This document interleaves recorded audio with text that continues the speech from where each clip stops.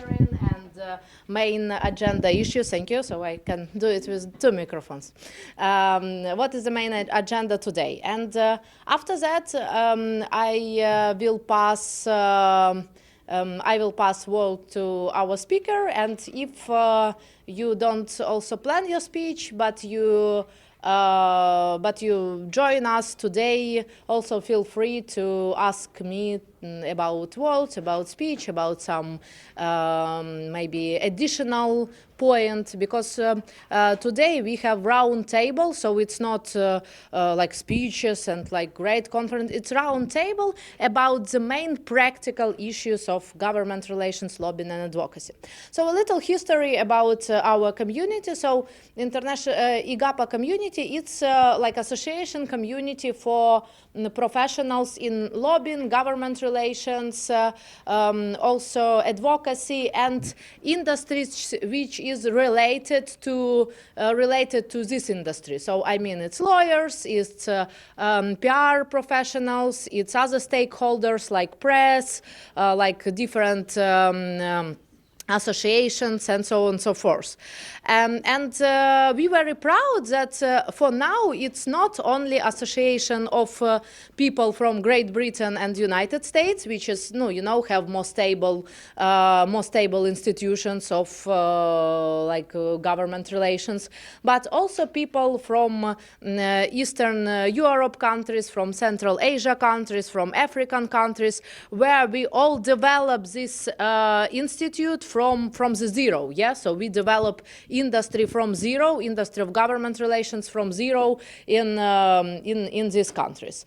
So that's why thanks to all people who come here from different nations. So today I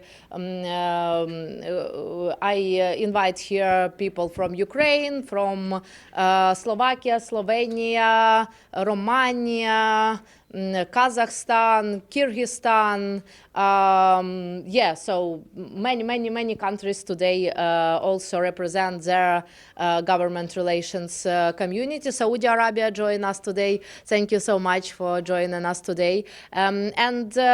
First part of our conversation, our practical conversation, it will be part about, of course, U.S. election and impact of U.S. election to our community, to community of government relations professionals, to community of lobbyists,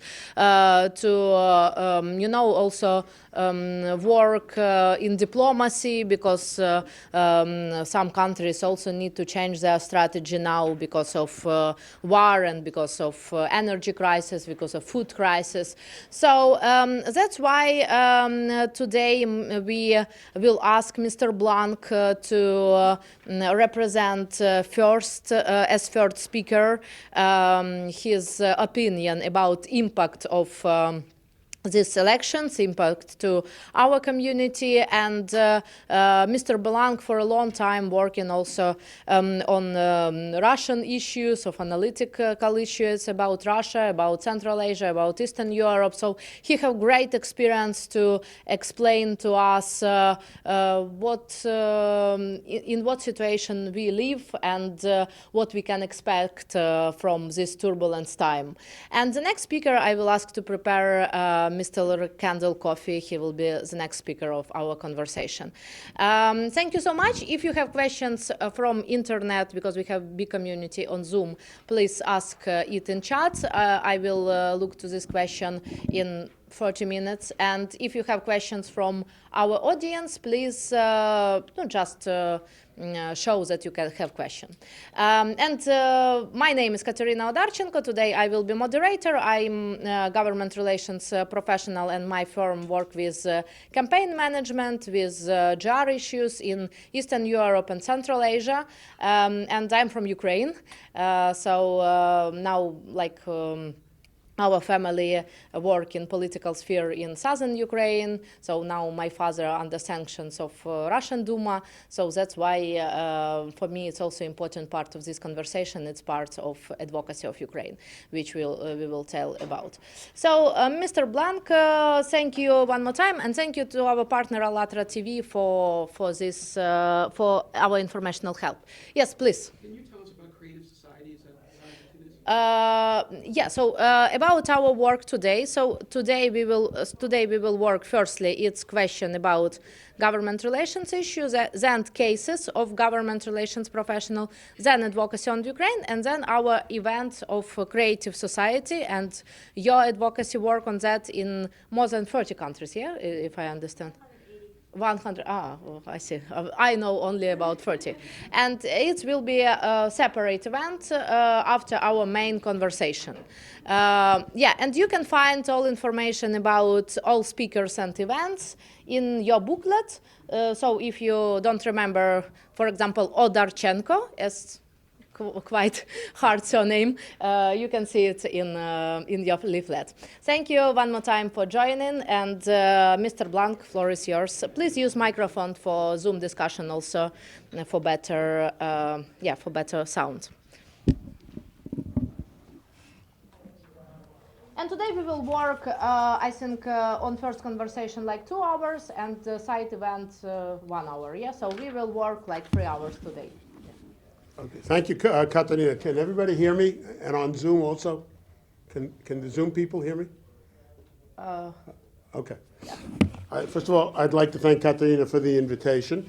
I also have to remind everybody, as I used to do when I was working for the U.S. government, that my views don't represent those of the U.S. government or the Defense Department or any other agency. They're mine. And I was asked to speak about how the recent election affects the environment for lobbying about Ukraine, which is a very urgent issue, as we all know.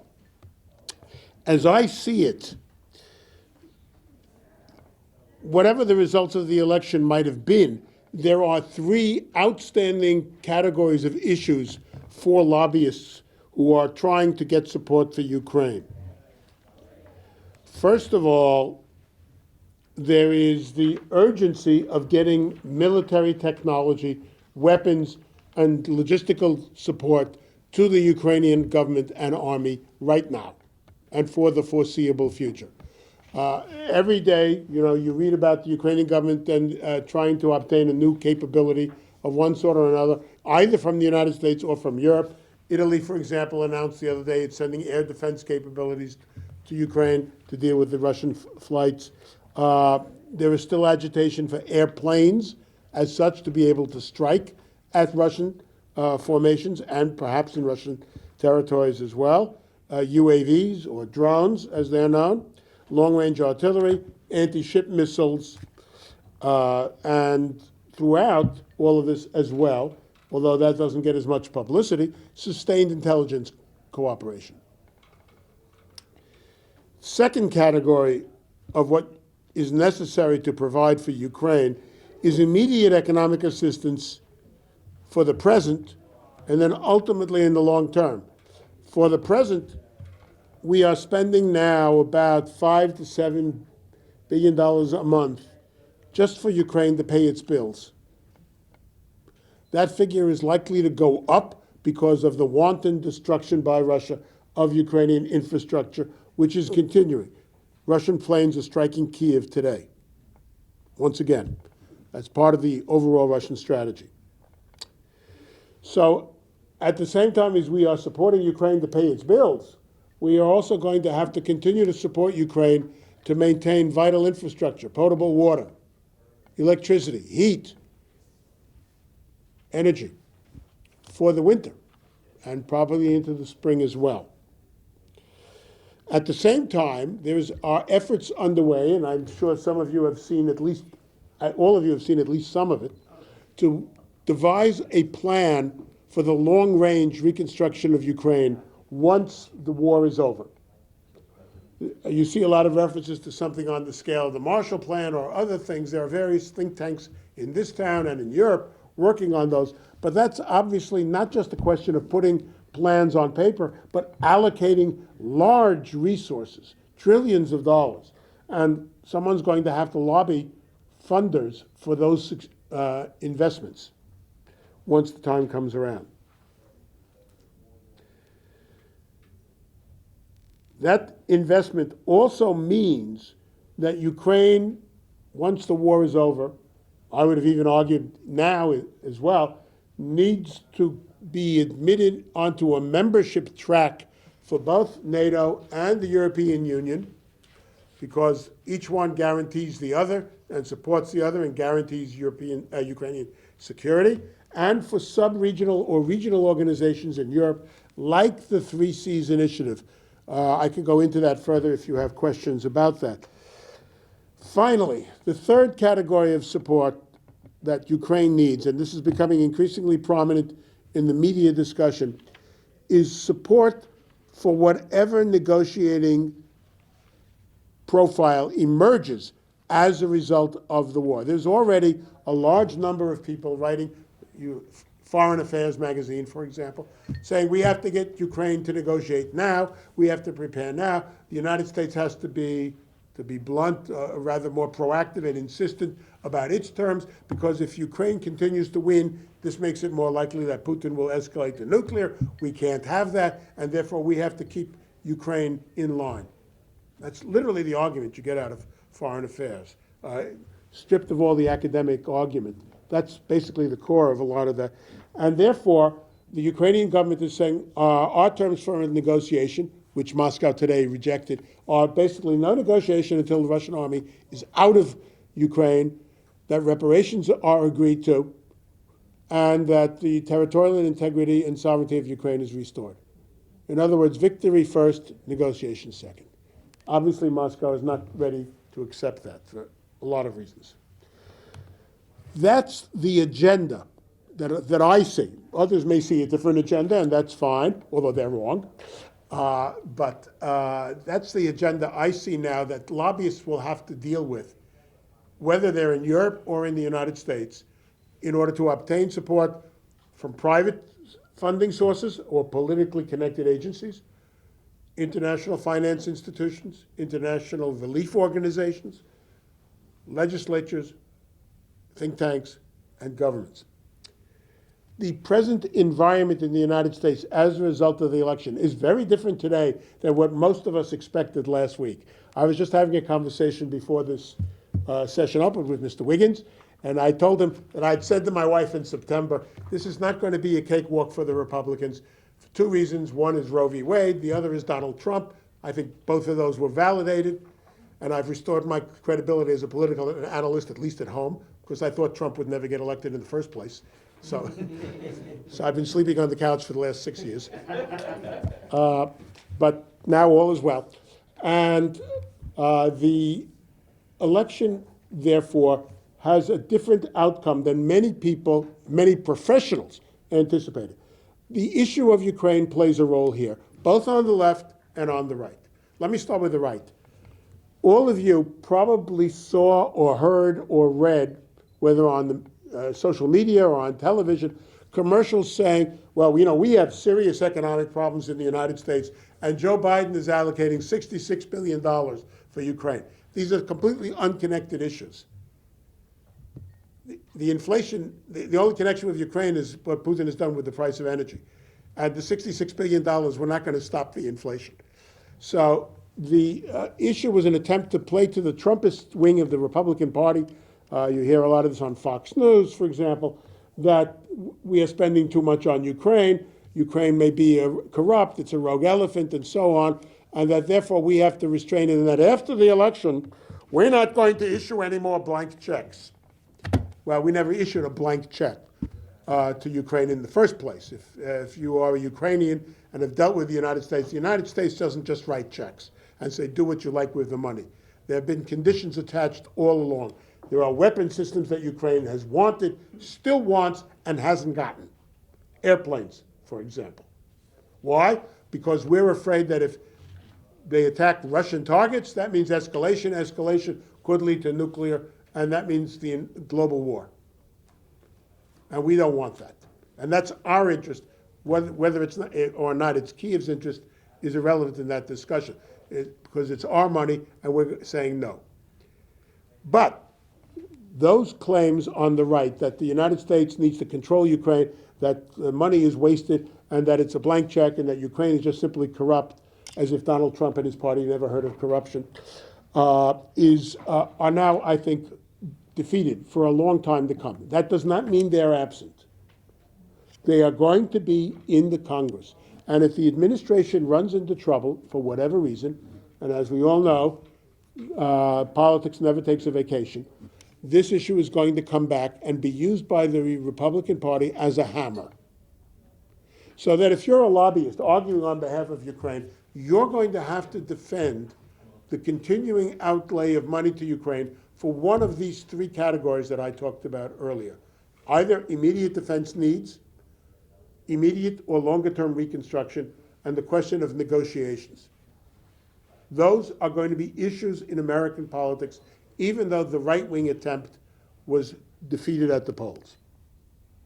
Those appeals failed. All the public opinion surveys show that the American public supports Ukraine, is extremely suspicious of Russia, as well as China. Furthermore, the failure of the Republicans means that in many cases, the committee chairmen of key committees here, at least in the Senate, will remain the people that they were in the existing Congress. Now, the Republicans appear poised to gain control of the House, maybe by a handful of votes, literally. The committee chairmen there are not going to be able to dictate the kinds of agenda that was talked about during the campaign with regard to cutting back on Ukraine, even if they want to. And the fact that the Senate is Democratic, as well as the White House, means they will be restrained. So that's a good sign. But there will be pressure all along to attach various conditions to whatever outlays the government makes, and there may be pressure from private sources as well for the same reason. We have economic difficulties here. We have to answer to our constituencies here. Therefore, we can't quite give you what you want, or we're concerned about Ukrainian corruption. And we all know, before 2021, Ukraine had enormous problems with governance and corruption, and those problems need to be attacked publicly,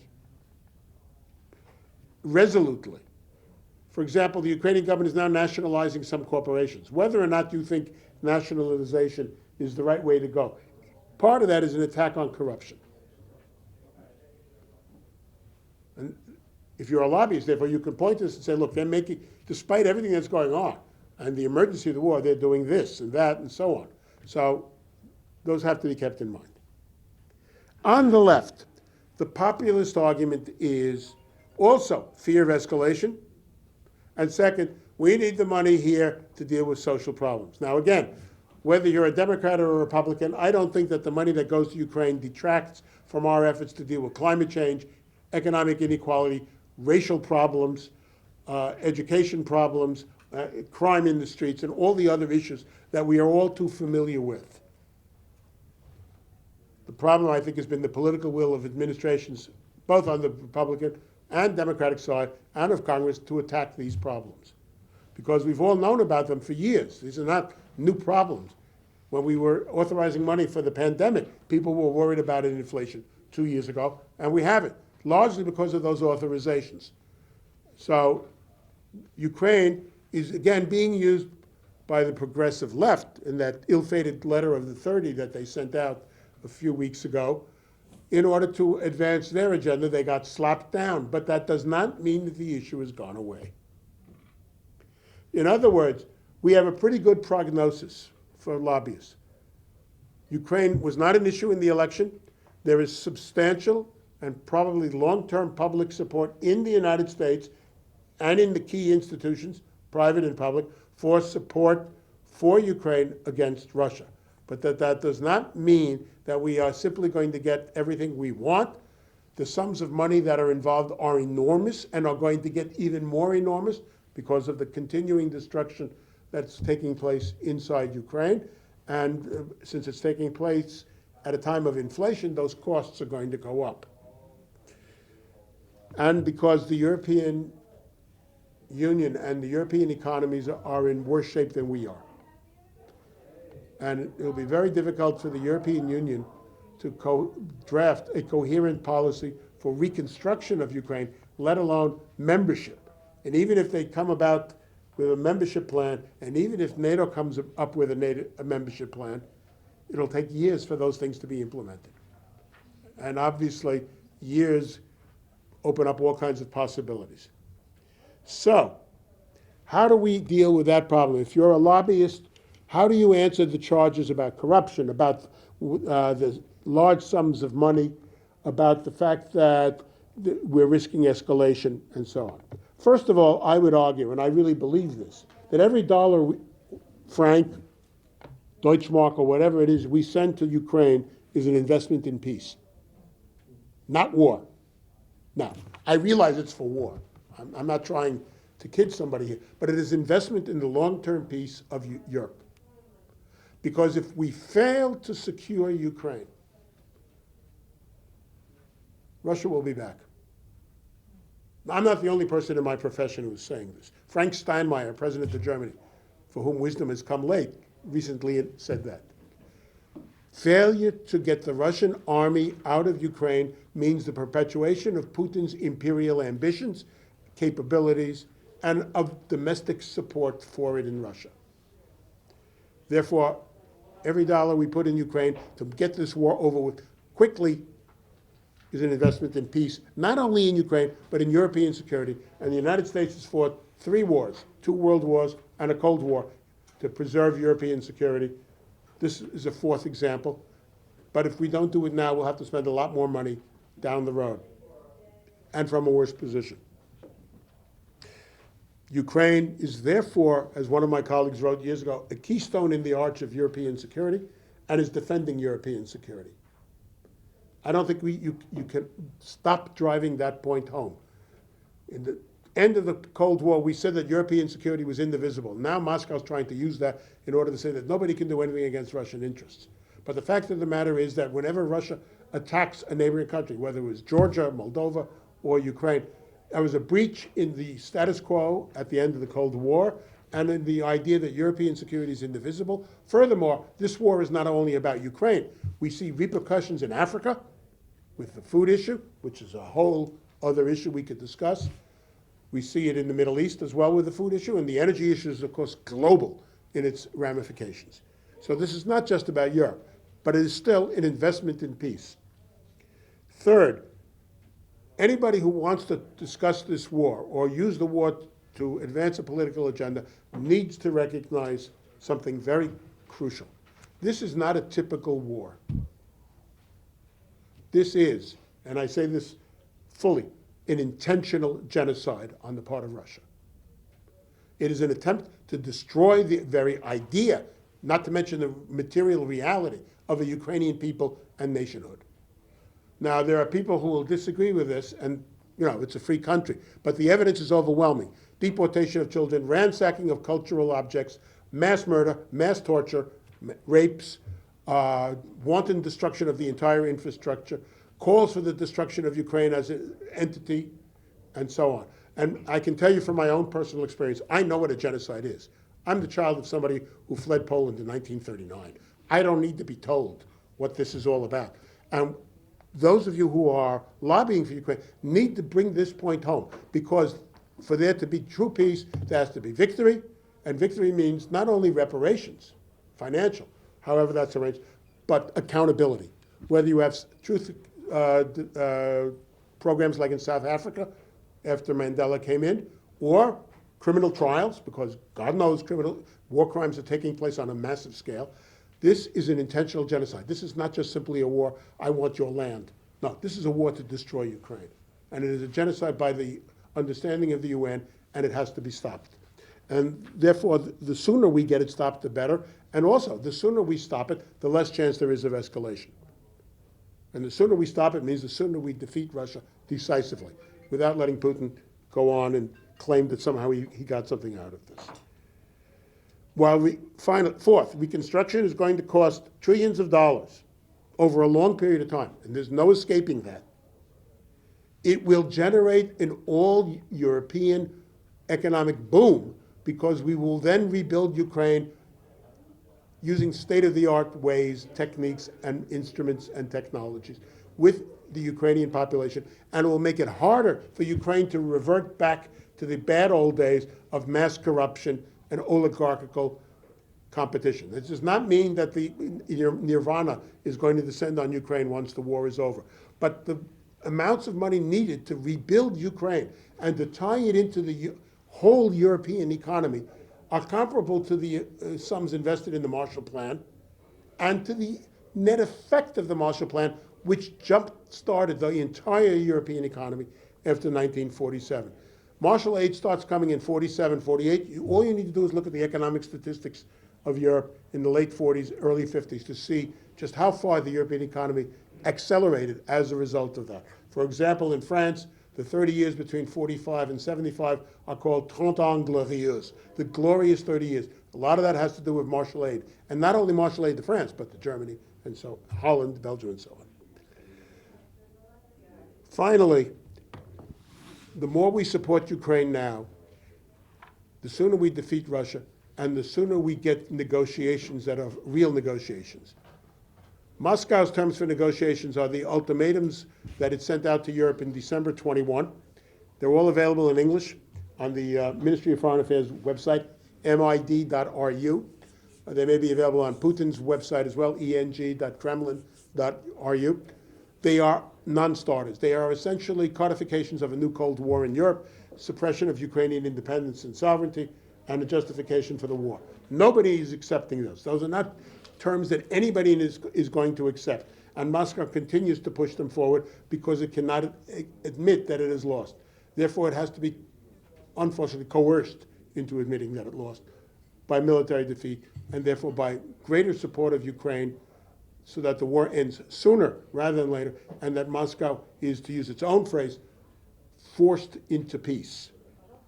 Therefore, I think the agenda for the environment for lobbyists for Ukraine is a lot better than any of us would have said a week or 10 days ago. The agenda is a complete agenda that I've just laid out for you, and that many of my colleagues, I think, would subscribe to.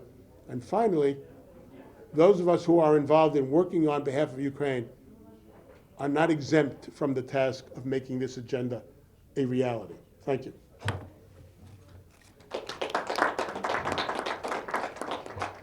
So, can you explain how this situation with Ukraine also have influence to Middle Asia, because it have great influence, yeah?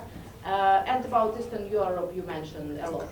And also your understanding about situation on energy market, because we see new information about liquid gas. It's huge sector of lobbying. And we also see that it's a great issue. And for example, Michael, he worked with energy issues. And for us, it's very interesting your opinion as also a person who have the best expertise in Hudson Institute and other think tanks. What lobbyists must do and what trends they can see in energy sector, and also what people and government from Middle Asia countries must to do to have better relationship with like Western Balkan. Okay.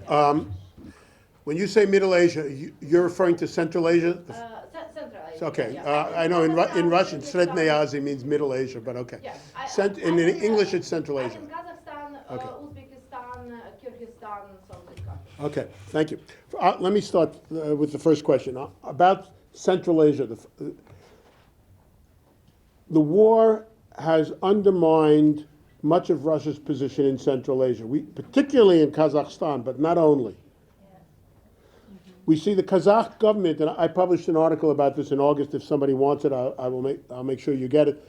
That we see the government of Kazakhstan is moving cautiously but decisively on a series of fronts to assert its greater independence from Moscow and to rebuff Moscow's attempts to assure hegemony over Central Asia, and even the idea that you see it a lot in the Russian right wing, that somehow Kazakhstan is still Russian territory because about 30% of the Kazakh population, at least before the new influx of Russians fleeing Putin took place, so that northern Kazakhstan is somehow attached to Russia. So we see this in economics. They are looking now for different routes for energy exports, and they've signed agreements with Azerbaijan and have just begun, cautiously but clearly, to send oil through Azerbaijan, through the Caspian, and so on. The Kazakh army is getting a new doctrine. The Navy is going to be reinforced. The Navy is important because it means defense of the Caspian, which is the connection to the Caucasus and then Europe for energy. They are talking to China. All these states are talking to China a lot more. For example, the China-Kyrgyzstan-Uzbekistan Railway is coming in, and this is going to be a major railway project that is supposed to ultimately lead from China all the way to Europe, through Kyrgyzstan, Uzbekistan, Kazakhstan ultimately, into the Caspian and then on, bypassing Russia. So when you hear the Russians talk about the greater Eurasia, it's talk, it's not reality. China is building what it wants to build for itself and not for Russia. So we see individually efforts by various Central Asian governments, and I just don't have time to enumerate all of them, to move away from Russia. There's a lot of statements of unease as well, because they realized that Russia could do to them what it has just done to Ukraine, could make up a pretext that they're mistreating Russians and so on.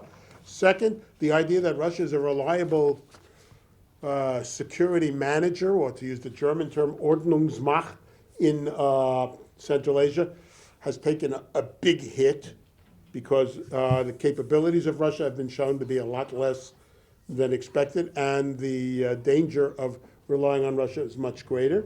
There are complaints now, for example, from the Tajik government that Russia doesn't pay enough attention to Central Asia. And Russia has been not able to deal with the rivalries in Central Asia, the very dangerous Kyrgyz-Tajik rivalries that we've seen erupting this summer. So on the whole, this is a significant blow whose impact is gradually accelerating to Russia's position in Central Asia. In Eastern Europe, it has solidified Eastern European opinion against Moscow. Whether in Bulgaria, Romania, certainly in Poland, and elsewhere, Russia is now regarded as a threat. And we even see Finland and Sweden joining NATO, which, a year ago nobody would have expected. And as a result, there is a new sense of cohesion in Eastern Europe, not only in NATO, but we see stronger efforts by the EU to deal with the Balkan problems, which are an enormous set of issues there. With regard to energy for lobbyists, the way I see it is that the energy issue in the United States cuts in two different and somewhat opposing directions. It is very clear that for the immediate future of the Western economy, and for that matter the Asian economies, new fossil fuel sources have to be found. Africa, if you look at what's going on in Africa, European states are negotiating big contracts now with African countries, Algeria, for example. I think Cameroon also. Those are just two. There's others. Latin America is probably going to export more oil and gas to Europe, probably through Spain and then France and so on, but they'll take anybody's money if it's good. There's a pressure to get a Mediterranean pipeline, that is, take the gas that has been discovered between Israel, Egypt, Cyprus, build a refinery in Greece, add a pipeline to those refineries, get that gas to Europe, even though it's going to take 10 years. The Israel-Lebanon agreement that was just signed is an example of this. It was signed, by the way, with U.S. mediation, again, signifying that Washington is playing a key role here, at least behind the scenes and sometimes up front. New deals have been made with Azerbaijan. There are going to be new deals with Middle Eastern producers and so on. So, and here, of course, shale is going to go to Europe in greater numbers. It's already happening. The problem here is the bottleneck is building refineries. So if you're a lobbyist for the energy industry, you're after support to build refineries as quickly as you can. Because these are long-term capital investments. You can't build them overnight. And they need to be built so that no longer anybody can be held accountable for energy held ransom rather to energy blackmail. On the other hand, every government in Europe knows, the administration knows this. I suspect even Xi Jinping's administration knows this. We've got to get away from carbon and fossil fuels. The evidence about climate change is overwhelming. You just see it every day in your weather. I mean, I was in Chicago last week for a convention. It was 75 degrees in Chicago last Thursday. I went to school in Chicago 50 years ago. Believe me, in November it wasn't 75, 50 years ago. Floods, hurricanes, so on. And it's not only in the United States, globally. Pakistan's floods, just to give you an example. Drying up of the Aral Sea in Central Asia, major environmental issue in Central Asia. I could go on. So the lobbyists who are lobbying on behalf of legislation and programs to foster non-carbon forms of energy, windmills, solar, etc., have to redouble their efforts. And it is basically true that we have to do two contradictory things at the same time. And that's true both here and in Europe.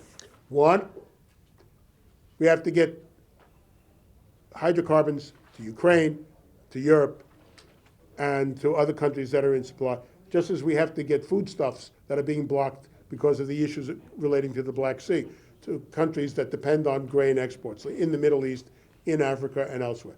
Second, at the very same time as people are lobbying, and they have a powerful lobby for energy, whether it's shale or LNG or whatever, we're going to have to move faster to get rid of energy. I don't know how you do it, frankly. I don't know. I frankly don't know. I'm not an expert in energy, and this is obviously a contradictory task, but it's mandatory.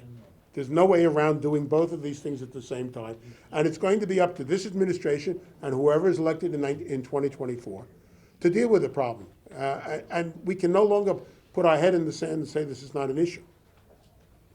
You know, for example, if you live in Florida, you just saw what the two hurricanes this year have done there, and further up the coast. So there's no good answer. I mean, I know what the agenda or the environment is telling us, but I don't know how you square that circle. Thank you, Mr. Blank. We can have questions about these geopolitical issues because it's, I think, basics in our work also. Andres, please, your question. Yeah. Thank you for your presentation. My name is Andres, and I'm a PhD student in globalization and international affairs. And I would like to hear from people, different perspective on this issue, and that there are a lot of people, especially those supporting Russia, saying that this is a proxy war, this is a U.S. or Western proxy war. So how can the international media coordinatively or cooperatively work on this just to reverse, and that is not a proxy war, actually it is against the international rule or international law that Russia invaded Ukraine. The second question is that you have said Russia must be defeated to negotiate. So how that can, I cannot, envisage that in near future. Practically, I don't know if I'm wrong. So how can Russia be defeated by Ukraine, and negotiation comes after that? Is that realistic? Yeah. Okay. First of all, well, in some sense, it is a proxy war because Russia has made it clear from the beginning, and more so as it's been losing, that it is a war against the West. We have prominent Russians. Sergei Karaganov, the head of one of the major think tanks in Russia, said that the European order is illegitimate.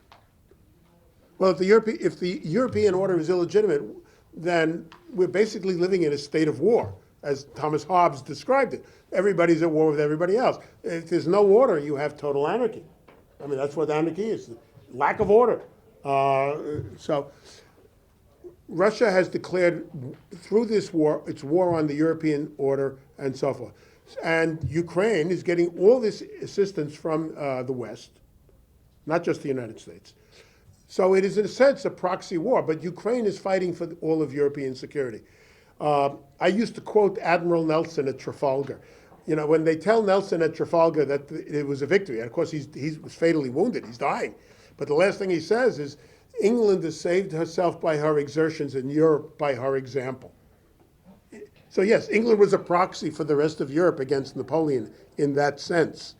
Ukraine is exactly the same thing. It's a proxy for the restoration of some kind of legitimate international security order, and not only in Europe, against Russian and other aggressions. Because if the Russians get away with this also, the non-proliferation environment goes to hell, frankly. Every state that has been willing to give up nuclear weapons in the last 20 years, Ukraine,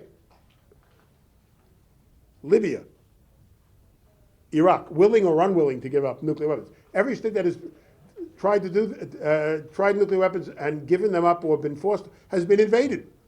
So if you're North Korea or Iran, you have a really powerful argument that if I don't have nuclear weapons, I'm going to be invaded. And I don't care what you tell me. I don't care what guarantees you gave me. We signed an agreement in Budapest, 28 years ago, and nobody paid attention. So that's also an important point about this being a proxy. It's a proxy not only for Europe, but for international order. Second, this is a war of aggression, starting in 2014. The idea that Crimea is Russia, Krim nash, as they say back in Russia, is nonsense. Russia has broken 7 international treaties, and I can name them, in order to invade Ukraine. And these go back to the Helsinki Treaty, and a whole bunch of others. So this is not a war of proxies alone. It is a proxy war for Europe in order, but it is also an attempt to establish the rule of international law. You just can't go around invading countries because you want the territory, or because, in 1,000 years ago, Vladimir the Great may have been baptized in Kherson. That's not a good casus belli. I'm a person from Kherson. So I know, that's why I said it. Yeah. And we're not altogether sure he was baptized there either. So now, the other question you had is about, excuse me, what was the other question? It was about international press and how we must work with international Well, press. And this will be the last question. Because Okay, we must international move press, forward. look, you have to keep talking to the press and you have to make your points and explain why your argument is the correct one.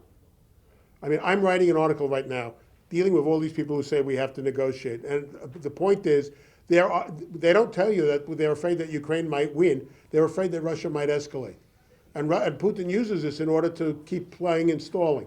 The point is, the longer this war goes on, and Russia can no longer win it militarily. That's gone, unless he drops a nuke. The longer this goes on, the more likely it is that he will resort to the nuclear weapon. And certainly he's going to resort to more and more nuclear threats. And when you do that, you run out of space. He's actually kind of Shakespearean villain who can't go back. He can only go forward and kill more people. We have to stop that. Thank you so much, Mr. Blanc, and we will have also opportunity to have conversation on coffee, so it's okay.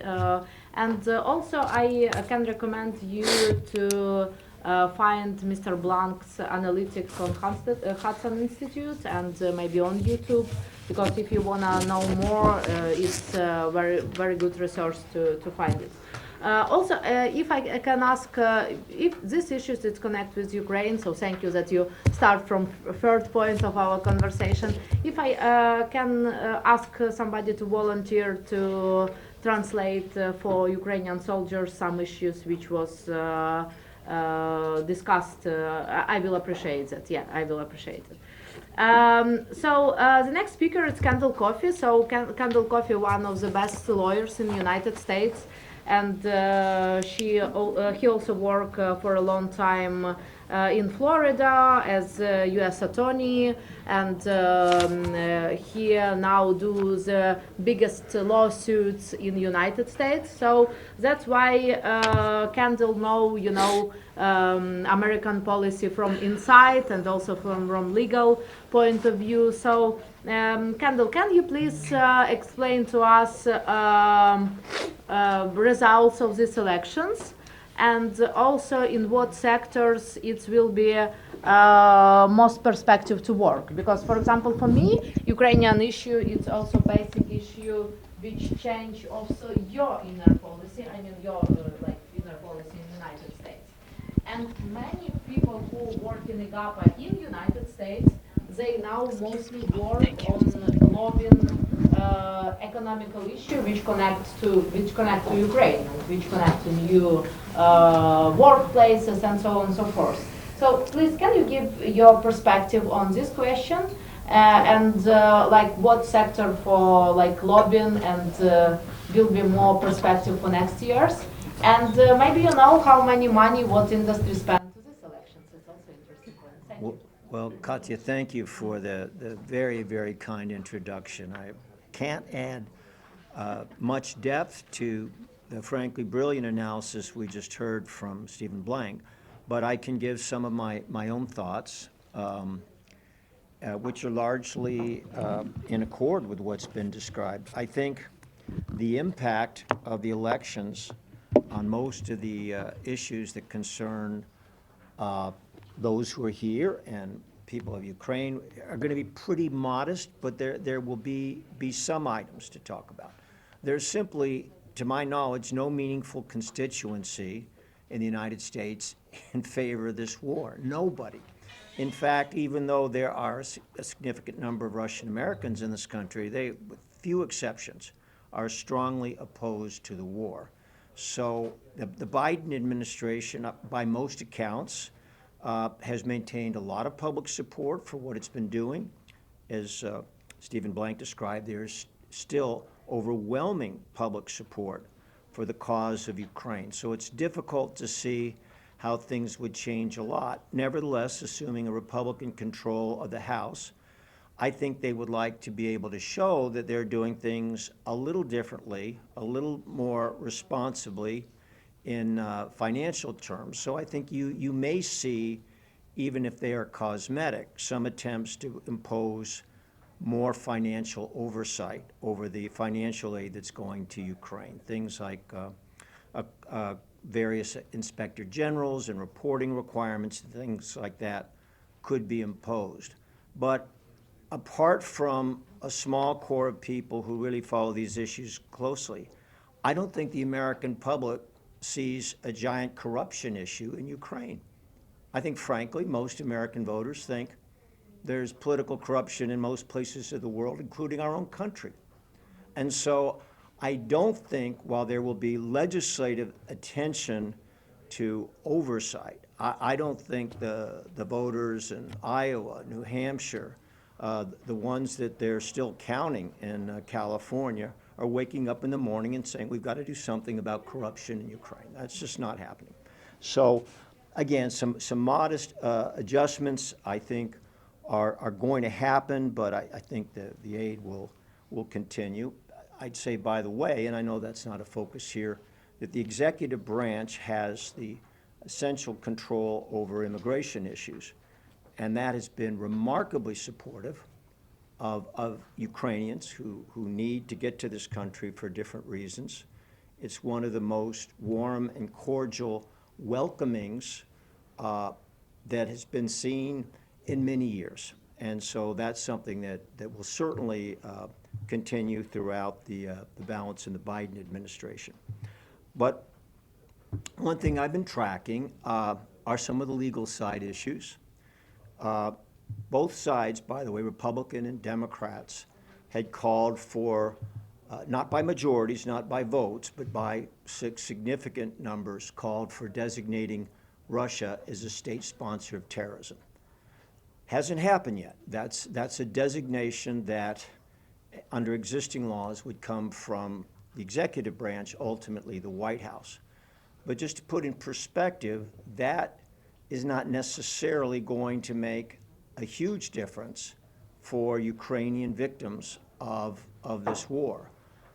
If there is a declaration of a state sponsorship of terrorism directed to a particular country, it allows Americans or American affiliates to, in effect, sue a foreign government without a concern of sovereign immunity.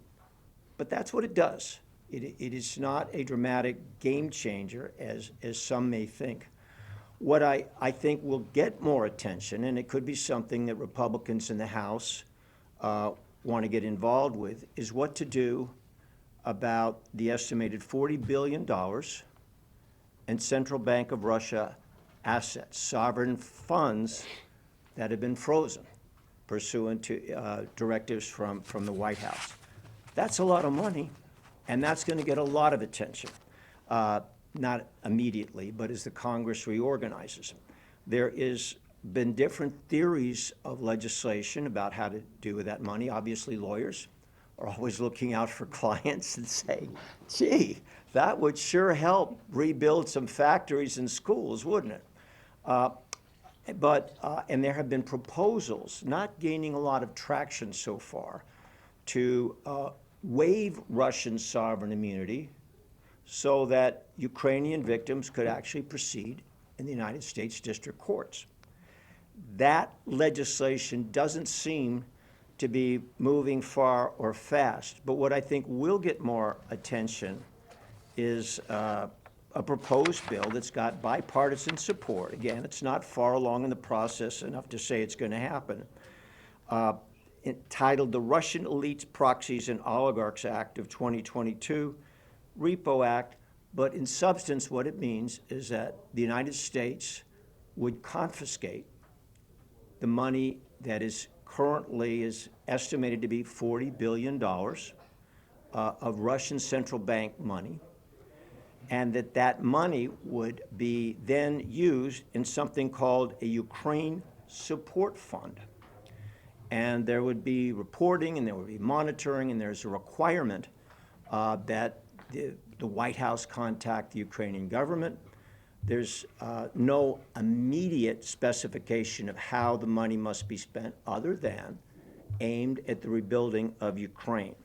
So sitting as a lawyer, watching developments closely, this is legislation that deserves attention. Is it a perfect solution? If the money in effect goes directly to Ukraine's government or to an international fund where other countries are also confiscating frozen Russian bank assets, and there are countries that have considerably more than the United States does, such as Japan and even France. Could there be this international fund directed at the rebuilding of Ukraine? It's certainly something to be on the lookout for. The administration has reportedly been somewhat divided as to whether Russian bank funds should be confiscated, feeling that could, in effect, raise questions about whether money is safe in the United States and whether that could have long-term effects on the reserves that are held in this country as part of the backup for the United States dollar as the world staple of currency. So there are issues, not small issues, that are implicated by this. But that's a giant issue, and I await with interest to see if a new Republican House, led by who would then be the Speaker, Kevin McCarthy, to see if they engage on these issues. But there's going to be a very significant political decision at one point or another about the money that's held in the U.S. of Russian sovereign funds. And that could go a lot of different ways. Again, the current version is that the administration would simply confiscate it and apply it in some meaningful way to rebuilding Ukraine. However that's happened, we all pray for an end to the war. We expect that Ukraine will prevail, and however that war turns out, there will be many profound, painful, and unknown legal questions for many years to come.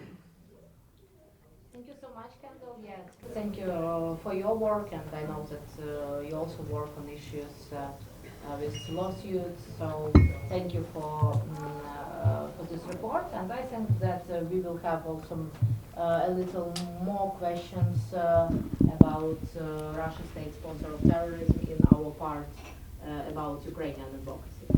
But now I wanted to move forward to Adam Razler, and he originally from Romania, but worked for many years here in DC and also represent clients from Arabic countries, from countries from Europe, and of course local. And so, Adam, the same question to you. Result of these elections, it's was quite hard work on districts, hard work for Republicans, for Democrats, and it was more international than ever. So many international issues and local issues. So can you explain us what lobbyist was the most active? And maybe is lobbyist from Eastern Europe active now here?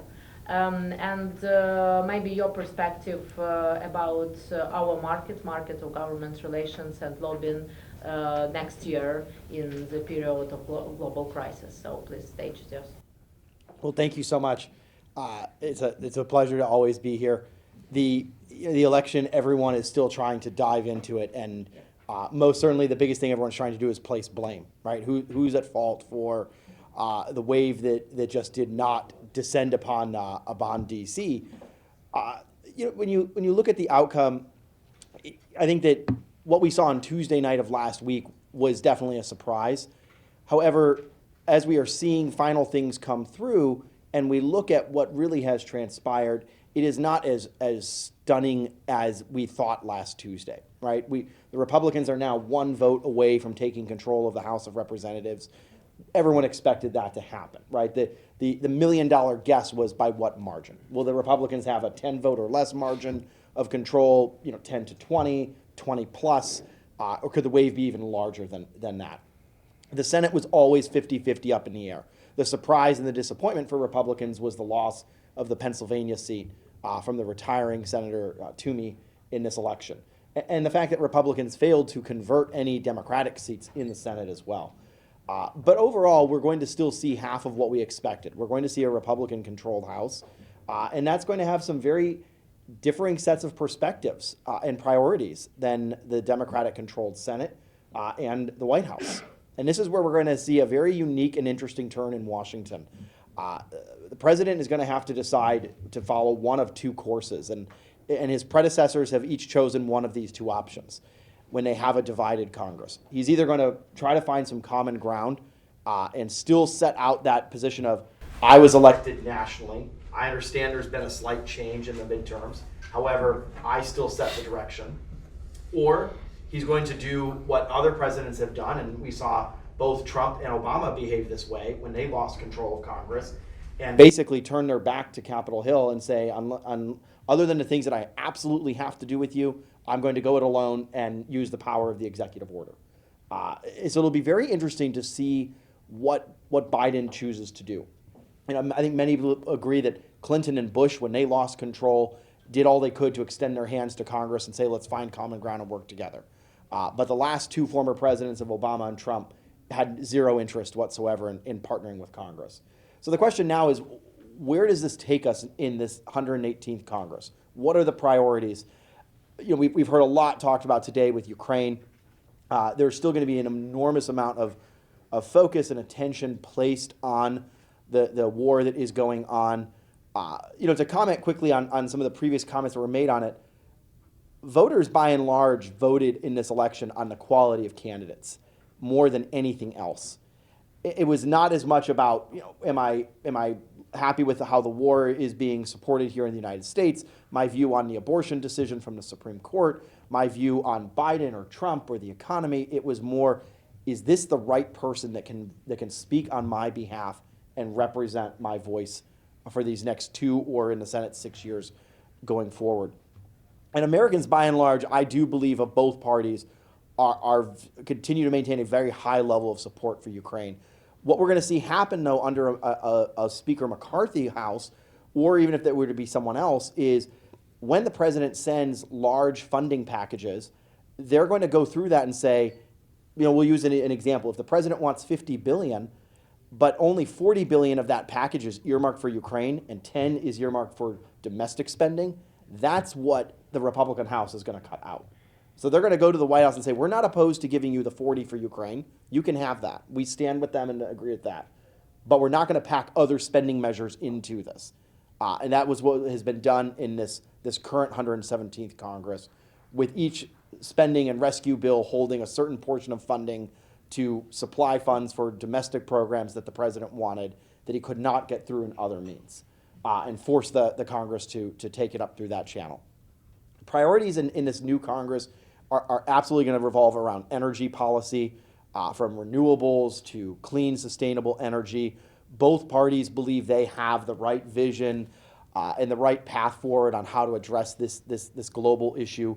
We're going to see a lot on issues of economic policy. Both parties have a view on are we in a recession? If we're not, are we going to be entering one? And if we enter it, how do we cope with that? We're going to see Republicans obviously launch a series of investigations. The White House is not going to be able to hold that at bay. The question will be how much they're going to participate and work with Congress on that, and how much they're going to delay and try to circumvent that, right? And these are going to range from the origins of COVID to the Afghanistan withdrawal to investigations into the president and his family personally. The list goes on and on of what Republicans want to target this White House on when we move into the new Congress. Republicans made a lot of promises, right? That they are going to also want to try to hit issues of education, and what they are dubbing their Parents' Bill of Rights. They think that gives them an into that demographic of voters. But international policy is going to also play a big role in this. The modernization of the Pentagon is going to still take a heavy set of attention and time in this next election. And I think one area where we do see some common ground, but from different vantage points, in Washington in a Democratic Senate and a Republican House, is taking on big tech and social media. How are we going to address these monster corporations and entities that seem to have a lot of free reign right now, but are starting to really irk people from both sides of the aisle across the United States? And so it's going to be a very interesting time. With this narrow division, though, we're still going to have essentially a 50-50 Senate, right? We don't know the outcome of the Georgia runoff yet. If that goes in the Republicans' favor, it will be a dead even 50-50. If it goes in the Democrats' favor, it will be a 51-49 Senate, but still 9 votes short of breaking the filibuster. And so we're going to see a lot of very tough battles fought out in this next Congress. And something that's going to be interesting to watch from the lobbying perspective was, in the first 2 years of the Biden presidency, Democrats were all in with Biden. They were going to defend and stand behind him at every turn and to try to push their agenda forward. Now that they will have lost control of the House, a lot of questions are up in the air as to whether or not the president is going to rerun, and if he does, is he the person that the party wants to be the face of the party and their nominee? It will be very interesting to see how passionately Democrats in the Senate go to the floor to really expel immense political capital in defense of the president and of his agenda. Or are they going to start moving away and pushing more of what they think should be the new Democratic agenda for the 2024 elections? So it'll be a very fascinating year in 2023. The nice thing is we can all take a deep breath. There's no elections in 23, other than we do have 2 governorships up in November in Louisiana and Kentucky, but no federal elections. And the presidential primaries won't start until 2024. But there will obviously be a lot of buzz and excitement around that question of the presidential primary for both parties. And we sit here today on the day where it is widely rumored and expected that the former president, Donald Trump, will launch his 3rd bid for the White House from Florida later today. And we expect the House of Representatives to be called today. And as we're sitting here right now, Republican caucuses are sitting in the House and Senate and voting on leaders for the 118th Congress. So for lobbying, there's still a wide array of issues that are really going to be at the forefront, and opportunities for continued engagement with this Congress, and opportunities especially for Eastern Europe. Speaker McCarthy has spent a considerable amount of time traveling to Ukraine and throughout Eastern Europe to meet with allied states from Poland, Bulgaria, Hungary, Romania, the United Kingdom, and France, and Germany, and they are really seeing an opportunity from 2 perspectives. But there is that common ground on the defense of Europe is critical. And the driving back of Putin is of the highest priority. What is the large question is, how do we do that? And can we do that? And what is going to have to change in that strategy and direction moving forward in a divided Congress? So it's going to be a very fun and energetic year here next year. It will not be for the faint of heart, and there should be no dull moments, but there will be an enormous amount of opportunity. But happy to answer any questions for a few moments if there are any as well. Yeah, I have a question. So, do you analyze what sectors spend more money for elections? So, what industries give more money to elections this year? So we saw in this election system an enormous amount of what's called IE, or independent expenditures spending in the campaigns. And we saw a flood of money coming in from energy, especially from oil and natural gas, really trying to make the claim to American voters that domestic production is critical and that can help ease the economic pain that not just we are suffering in the United States, but the entire world is going through. So energy spent a lot of money. Social issues as well, really pushing the issue of the Supreme Court's decision on abortion, trying to remind voters of one position or another as to the danger or the benefits of a court's decision in that manner. So we saw huge spendings from those two fronts, but energy was absolutely at the top. Yeah, makes sense in this situation. Yeah, makes sense. And now your energy company also fight for European markets with Qatari. So yeah, it's also very interesting to know how lobbying work in Emirates, in Qatar, in Saudi Arabia, because last year before war we do very interesting experience exchange with people who do government relations in United Arab Emirates. And it was a great experience because it's other markets of like government relations, and they have their culture, which is also interesting as culture of government relations. Maybe we will discuss about that also today. Thank you, Adam. I know that you today also have a meeting.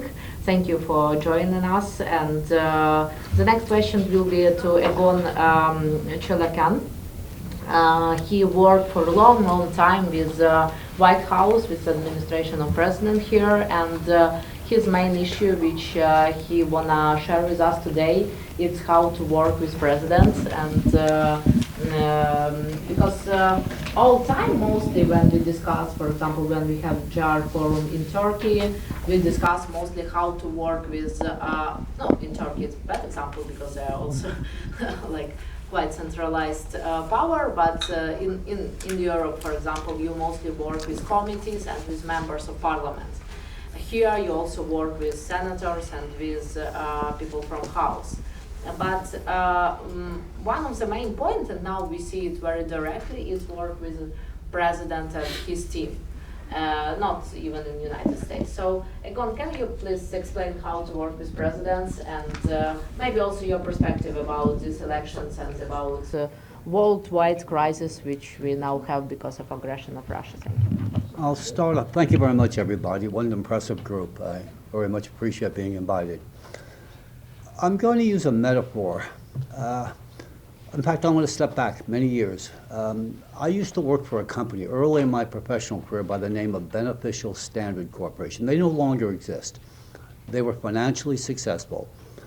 They were forged in Hollywood, California, by vaudevillian conservative Jews who left the stage in New York City, ended up in Hollywood. George Burns, Jack Benny, etc. These were all prominent powerhouses in Hollywood. That boardroom became the kitchen cabinet for Mr. Reagan. So I was a tax advisor on that board. And metaphorically, we used the stage as the product we were developing. That conveyed a larger broadcast message to the public.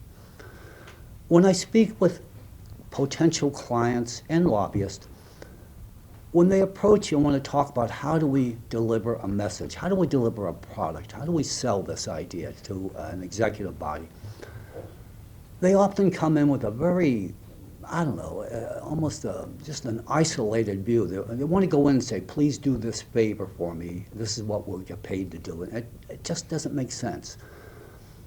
When the Ukrainian war broke out, my first thought was, I'm going to get involved in this project.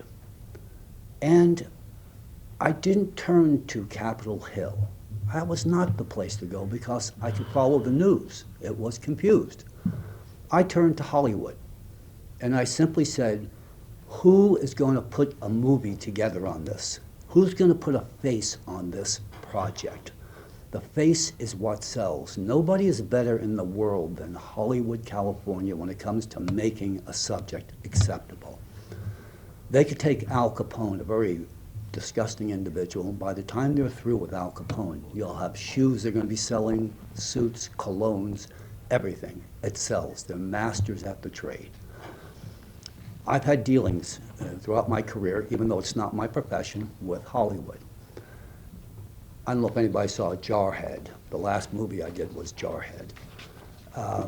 And, you know, it's interesting. You get with those folks, you'll learn what the script writers are writing about, the message they want to deliver, and that's what is going to resonate with the international, domestic and international publics.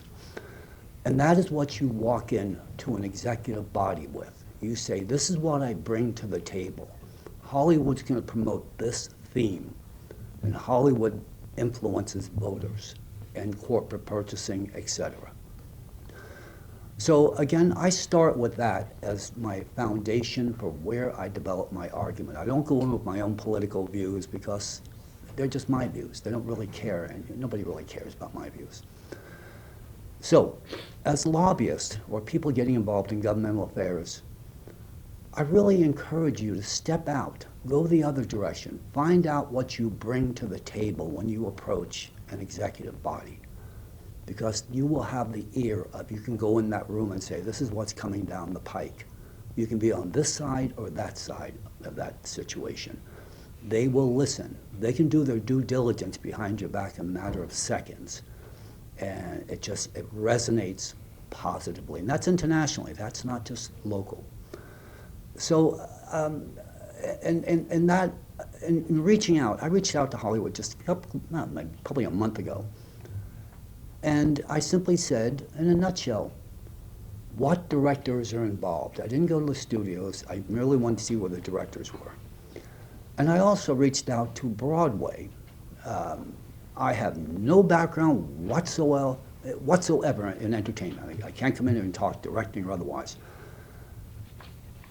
I've got 4 Tonys to my name on Broadway that I was an investor in. That community is in this project, yet nobody's turned to them and said, what can we garner out of this relationship? It carries press coverage. They're prepared to hop in. And yet nobody has turned to that resource, and there it is, a couple of hundred miles away from us right now. Again, entertainment. It's a powerful tool, and that gets you in the front door of the White House. I don't care if it's Republican or Democrat or even Putin. It gets you in the front door. The news will follow the movies. That's where the money is. And so it's not, don't go in and for heaven's sake say, this is our technical argument. Hollywood doesn't want to hear that. They want to hear how we can sell this and how we're going to make money on this and who's going to star in it. Now, the other day, I think less than a week ago, was that Sean Penn was in with Mr. Zelensky, President Zelensky, and he was touting his Oscar. I don't know what that was all about, but there was Hollywood. And people were demeaning it, and I saw no purpose in it. I had no idea what Sean Penn was out to do with that. Notwithstanding, there was Hollywood, front and center with Zelensky, with that Oscar. And when I saw that, I said, well, there you go, Egon. There they are. And that is a tool that is so powerful. Our community is not tapped in. I don't know why. I cannot tell you. But I do know there is not even a divorce. There never was a relationship. So it's a direction which goes the opposite. Or you go into the West Coast, not to Capitol Hill. Get into it. I strongly encourage you. I particularly encourage you if you're foreigners, because you bring a sight to that industry, that community that they're anxious to plug into. It's very much, it's an open door. Contrary to what you may hear that Hollywood stardom is, it's a closed door, you can't get into it. No, it's a business. First and foremost, it is a business. If you bring something to that table, you will have an ear open to you. So I've approached my colleague and simply said, I want to get involved with Broadway in this thing. I'm bringing Hollywood into it as well. And this is a point that I think is a tool that we should garner. Put a harness on it as quick as possible, be an influencer in that story. Screenwriters need people to sit down with and say, please explain this to me. What is the story taking place? It's not their background. So you are the vehicle by which they will get that story or should get that story. You could be first in line for that. And you have the same basis here that you have law firms can do it. You can go directly through the cinema industry or the Broadway industry. They're open, they have doors.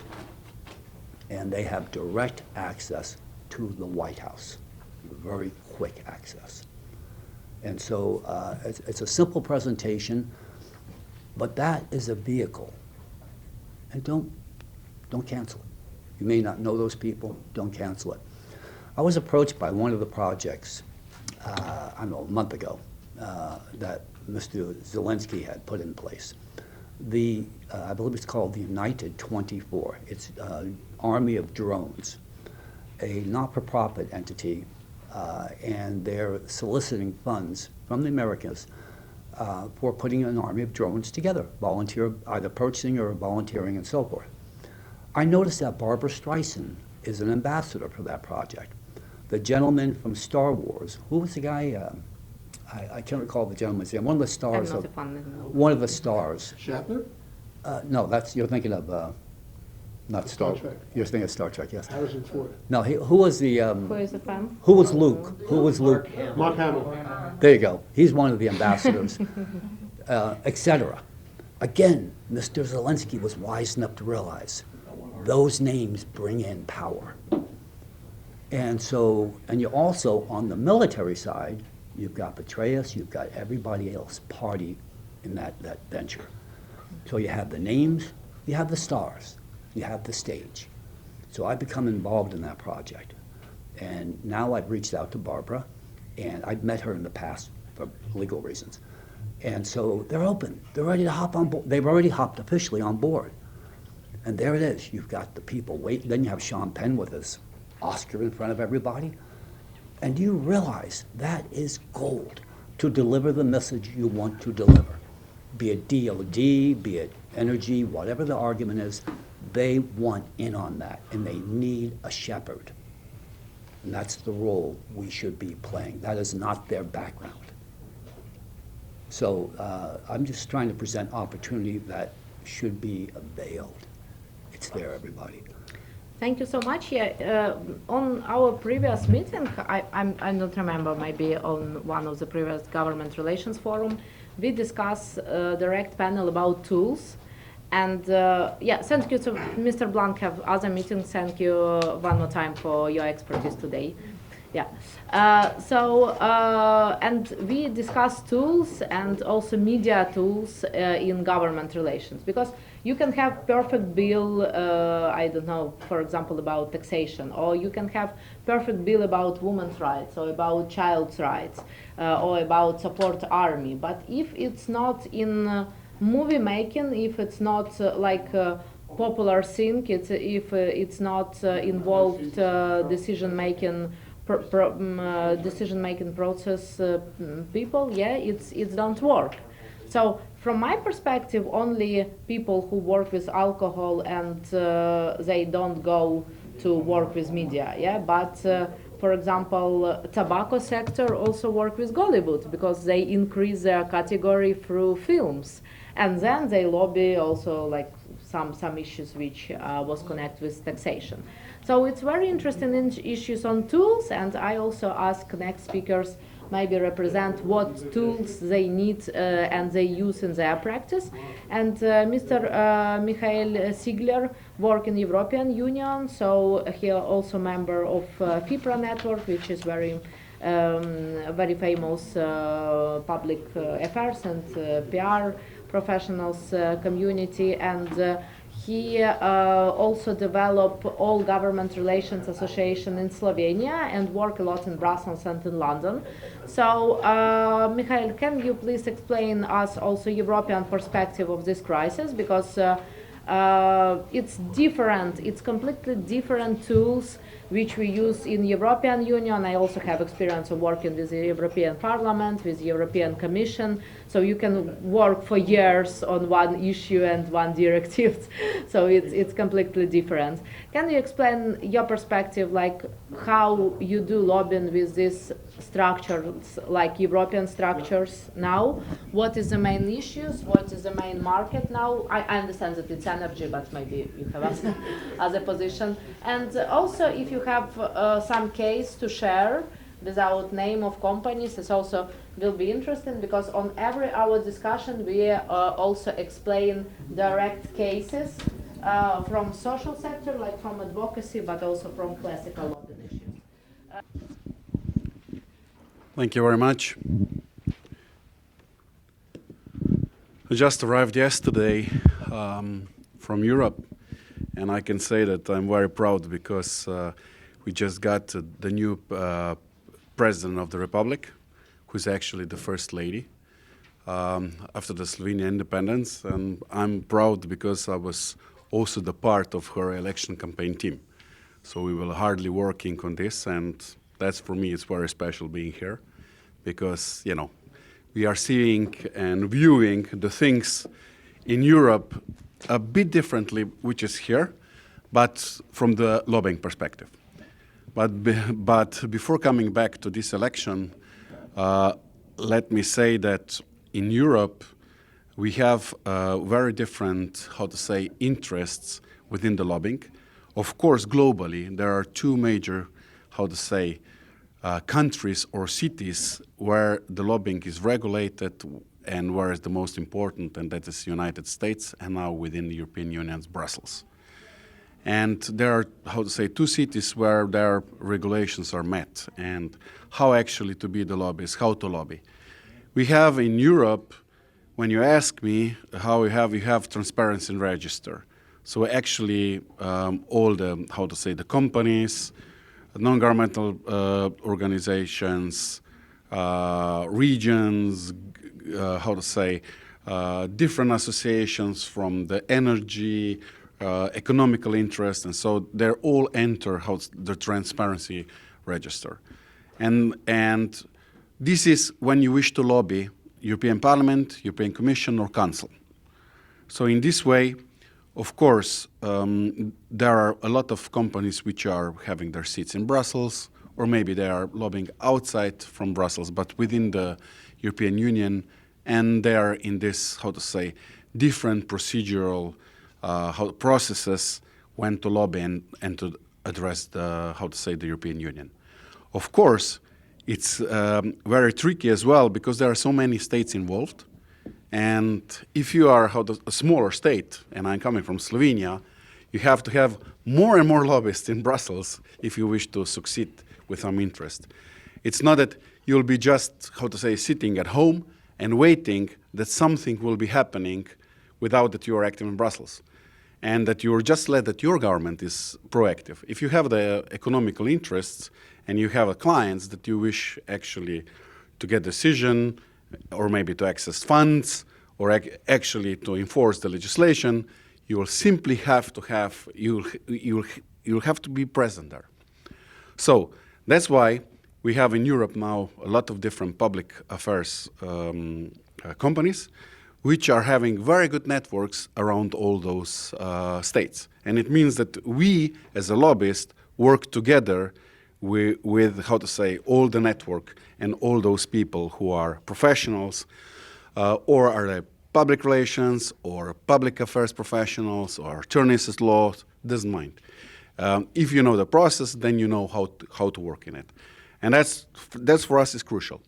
But we have to know that on European scale, you have one type of regulation, and then within our each countries, we have a different types of regulations. It means that some are more regulated, some are less. So in Slovenia, we have some strict regulations going on. So if you wish, we have the lobbying register. If you wish to lobby, you have to be, how to say, in the register. And it means that you have to you shouldn't be that you had a criminal offense. You have to work with the ethical standards and with everything. So, and you cannot access the government if you are not in this register. But leave that with the regulation. So, we have noticed that now it's a big change in the lobbying world because of the new digital era. This is number one. And the number two, within the COVID, the lobbying profession become a little bit different, because if you are smaller, you need an access to the government official. And for big companies which were coming overseas from United States and all others, where you have a good lobbying laws and a lot of money, it's actually very easy. It was access to our governments. Whereas us, who were the lobbyists there, it was a bit trickier. So, you need a client with good funds, or you have to penetrate a lot to the government to get the access. So that's one comparison which I can give you. The second, which now happened, and it's, everything was much more digital. It wasn't such a personal contact, and you couldn't get such a good, meetings. But nevertheless, we, as a lobbyist, and if you are successful and you know how to do things, of course we were doing that. In Brussels, it was very tricky because you couldn't enter the parliament, as half of the staff wasn't working because of the COVID regulations, and they were working from home. The members of the European Parliament, they were actually working in their own, states, and to access them, you have actually to travel to their own state, either with Germany, France, so it was very, very difficult.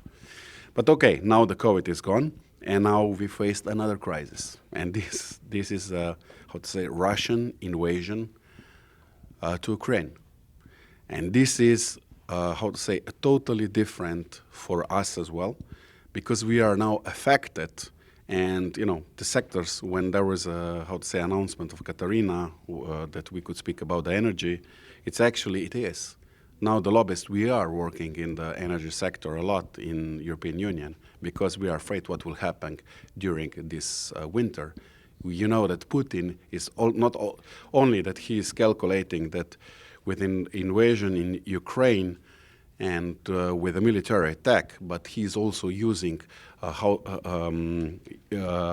using this winter and the cold as a weapon against the European Union.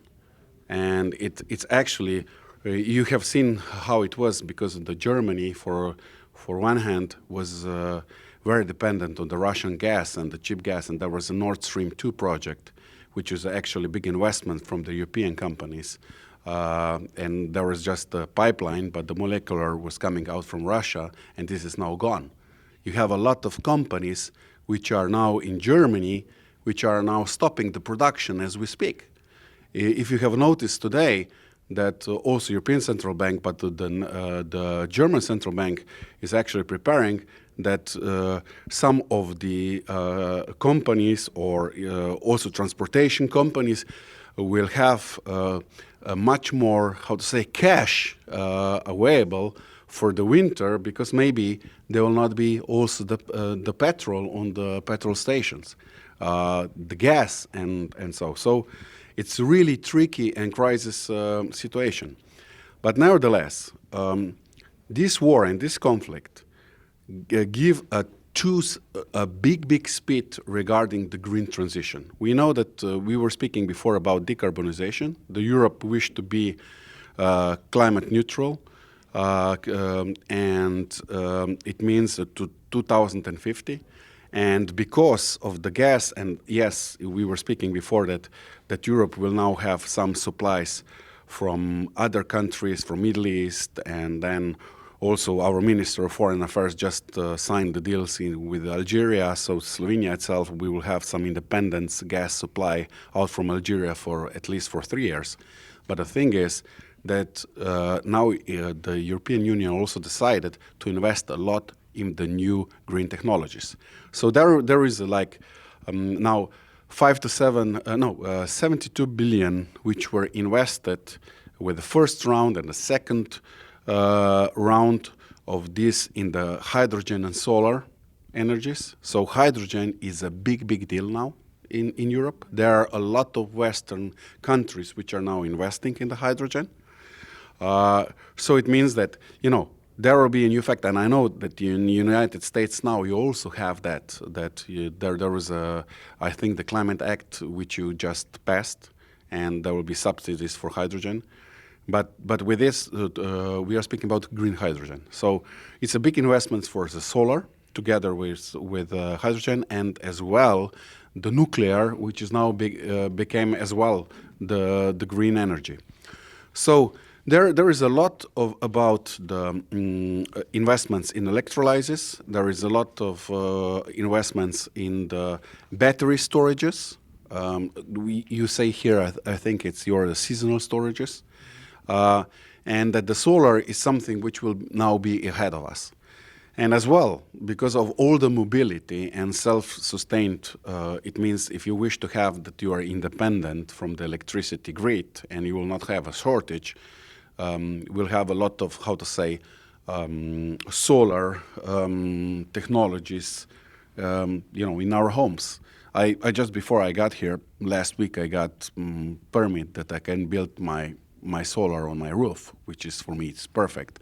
And as well that I will put a battery storage there. And as well, because I'm driving an electric car, for me it's good because, it will be cheap for me. It will be, zero. And if I'm thinking that there will be opportunity, and we have a lot of clients now for the hydrogen, and we are also getting investments in this, and we are investing in the technology of the hydrogen. And now when we know that Hyundai, for example, BMW and all the others are producing already hydrogen cars, and that you have hydrogen buses, hydrogen trucks, this is revolution which is going now. And this is a good side effect out from the Russian invasion to Ukraine. And I think this is also opportunity to Ukraine that you actually have the, investments in, this infrastructure as well. So Putin can bomb whatever, but, he cannot bomb all the private houses if he will have this. And European Union have, like 2 or 3 corridors, which they are called the hydrogen corridors. I don't know how much do you know about it, but there is a hydrogen association in Brussels. And it means that all the investments which will go down to the route. You have a Mediterranean corridor, and actually there will be also the corridor also to the Ukraine.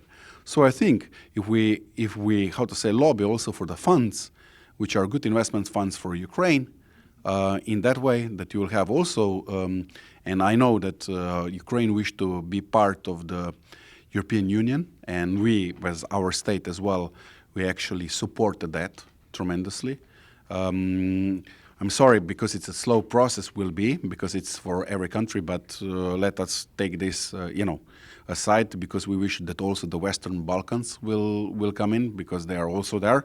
And if we see the Serbia and all the other countries, and for the peace, that this is important. But the thing is, if you are ready in the way that you are already applying to the European standards within the green technology and this, that's something which is win-win. And then we can forget also for the Russian gas and the things. So I see a good trend. So it's women's leadership in Europe, it's green technologies, and till here people use nice trucks with big giants in Europe. Now it's new era. So like Americans also must see these trends.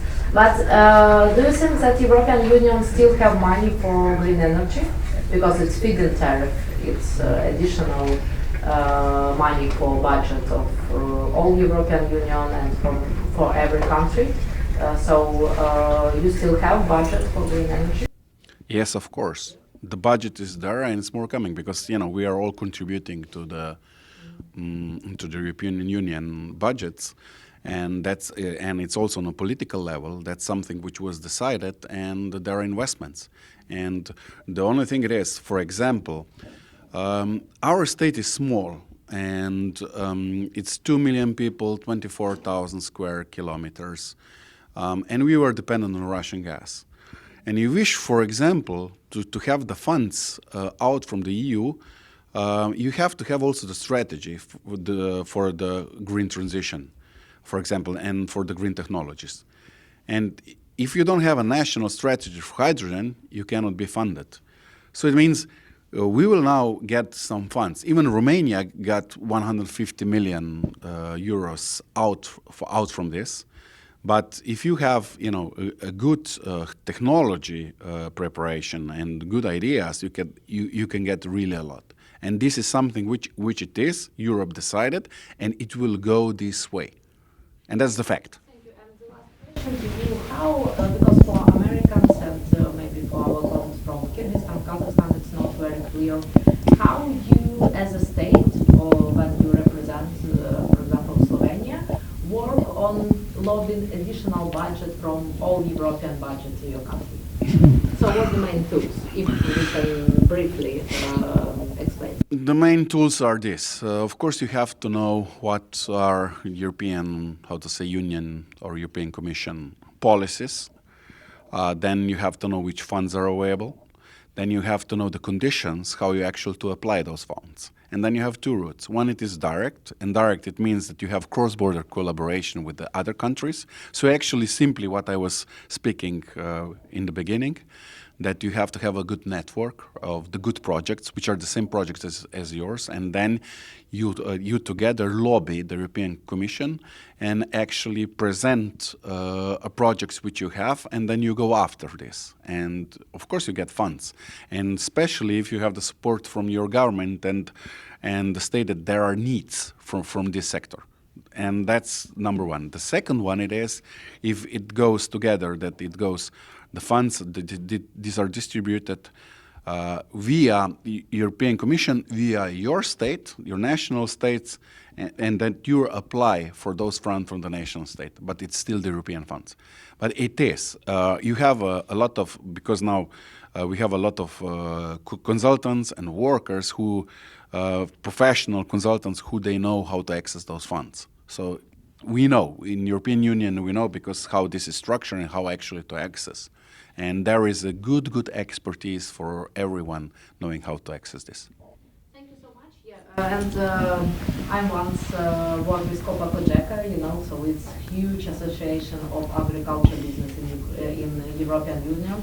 More than 7 million members, if I remember right, in this association, and they very strong with work with these funds and also these aspects of protectionism, of protecting their market. So very interesting questions. And now I think that will be interesting to saw some advocacy cases from Mrs. Asam Maralova, who have great experience in business. So she works with the biggest corporations in Kazakhstan in the sphere of development, sphere of raw material, management, and now she works on advocacy issues which connect with education. So I think that it will be interesting for all of us also see tools and main problems, how people from Central Asia work also with advocacy and lobbying issues, and to compare with some practices in the United States. Good afternoon, my name is Asam Maralova, and today I have the honor to present the development of public advocacy in Kazakhstan on issues of education, secondary education. So, Sara Komek Charity Foundation is founded by me, promotes protection of the interests of all participants in educational process in school, students, teachers, parents. So unfortunately, state institutions in Kazakhstan cannot provide access to quality education for all children regardless of their socioeconomic background. And the statistics and facts speak for themselves. For example, according for the Education Index and numerous studies, so Kazakhstan is ranked 71st in the 2021 world ranking. and in 2020 it was ranked 70th. This vividly indicates a drop in the level and quality of education due to outdated methods, tools, and practices that are used in our schools. This means that modernization is the first thing to be carried out in Kazakhstan. As of 2022, almost 40% of Kazakhstanis live in rural areas with lack of internet access. And the state is not really engaged in the development of necessary technical conditions for distance learning. And therefore, the second important aspect that should be worked on is digitalization. Furthermore, we should take into account the significant population growth in the south of Kazakhstan. In August 2022, the Minister of Education and Science of Kazakhstan, Askat Aymagambetov, stated that there are currently not enough schools in the country. More than 260,000 students don't have schools to go. And by 2025, this number will grow to 1 million. So in this regards, many schools were forced to implement triple class shifts because lack of classrooms. And this naturally brings up question. Is Kazakhstan able to provide a quality education for all children at all? Even now, local executive authorities in the south of Kazakhstan don't have time to solve this problem. And according to the latest international report on the educational statistics of the Republic of Kazakhstan for 2022, 25% of schools don't have gyms at all. And in 10% of them, physical education classes are held in the places not suitable for them. Almost 14% of schools don't have libraries, and 15% of them don't have canteens. So for a high-quality 21st century educational process, we need modernized classrooms with special equipment and furniture, technicals, and interactive boards. So therefore, the third important aspect is material and technical support. As for the rural schools, there is a huge problem with the level of teachers' qualification. For instance, in rural areas, only 18% have the highest teacher category. And for comparison, in cities, just 31%. And a quarter of all teachers in Kazakhstan don't meet minimum qualification standards at all. So another aspect is school funding. School funding in Kazakhstan is not well thought out system. According to the Bureau of National Statistics, there are 7,550 public schools in the country, in 21 specialized ones founded by our former president Nursultan Nazarbayev intellectual schools. So, for example, one public school receives funding in the amount of almost $330,000, which is 3.7 times less than the funding for one Nazarbayev intellectual school. So, proper distribution of the budget is the fourth important factor affecting the quality of educational process in Kazakhstan. Alongside with that, the topic of inclusive education also in secondary schools doesn't find support. So how should and could all these problems in the sphere of education in Kazakhstan be sorted out? First, at the legislative level. Now our Sara Komek team is developing a number of amendments to the draft law on education and intends to actively promote them. Namely, it's access of all children regardless of their community and social economic background, high quality, competitive, and result-oriented education. strengthening state support and improving mechanisms for stimulating teachers' work, social partnership in the professional development of the faculty members, and transition to the normative method of school funding.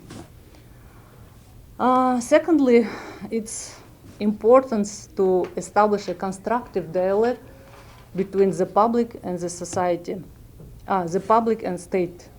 Some of you may be aware of the major political reform being made right now in Kazakhstan. So my colleague Dina can confirm this. And it's very interesting what the consequences of this reform would be, since the mentality of Kazakh citizens is more paternalistic. And the state is in the hands of the president and a close circle of elites coalescing around the leader. So this nuance should be considered when we talk about advocacy for the interests of individual communities and group of people. Taking into account this political system in Kazakhstan, I believe that the best way to build a dialogue between society and the government is to communicate with the representatives of central authorities. And thirdly, dialogue within society is no less important. So this method proves to be quite effective in influencing the official position of the state authorities. And now we have already involved teachers and parent associations as well as school associations to work on our strategy. And finally, the fourth is the international exchange of students, which I think is essential for modernizing the education system in Kazakhstan. So Sara Komek Charity Foundation is already looking into successful cases and in advocating the interests of students, analyzing the world best practice. So our team is going to use this in dialogue with public officials and government representatives. I believe that the cases of successful advocacy campaigns and effective lobbying examples that we are going to hear today at this roundtable will be quite helpful for our foundation in building a transparent and constructive dialogue between government representatives and the public. So, and I'd like to thank Katerina, IGAPA board member, for the opportunity to take part in the event of such level. So I hope this roundtable will not just introduce the best cases and campaigns of professionals, but it also contribute to establishing productive and reliable working with foreign specialists. So, and I think it's significant for Central Asia, like Kazakhstan. We are ready to examine, access, and apply the best practices of the US and European Union in order to build an effective dialogue platform between the business, government, and civil society. So, and I view IGAPA as an effective tool, not only bringing together community of professionals, but also in developing new practices of lobbying GR and public advocacy. And once again, thank you. Thank you so much. Thank you so much. So, Mrs. Moralova, can I ask you also a question? You're a pioneer of working with stakeholders in Kazakhstan in like new way, because previously in post-Soviet Union countries, maybe you know a little bit about these practices, it's more was like government policy from government. So like other stakeholders like press or teachers association or parents association or, for example, association of like working with scholars after school, it's quite new. And that's why these practices, as ASEM represent, it's very unique also for this, I mean, advocacy practices, advocacy market of Kazakhstan, and it will be also interesting to search a position from Kyrgyzstan colleagues. Maybe they also will use your practice. So what do you think the best tool to do that? It's to work with committee of Medjlis, of your parliament, or working with local authorities on the issues on education? What is better, like central power or local power? I think firstly we can start with local parties. Yeah, because all, I mean, maybe incremental steps will be taken in their basement, and then they can provide to, higher support, subordinates. So and. For me, as I started just this project, yeah, and I started working with local authorities, and now we are growing, and our message, my message, and our mission is gonna delivering to right, like. Layer of hope. Yeah, who make a big decision. So thank you so much. Yeah, it's also important issue because in our country, like education, it's most about like local authorities, and then like we can go to central authorities. In some countries, it's completely different. So thank you, Asam, one more time for your case. Thank you for your practice. I think that it will be extremely interesting for all countries.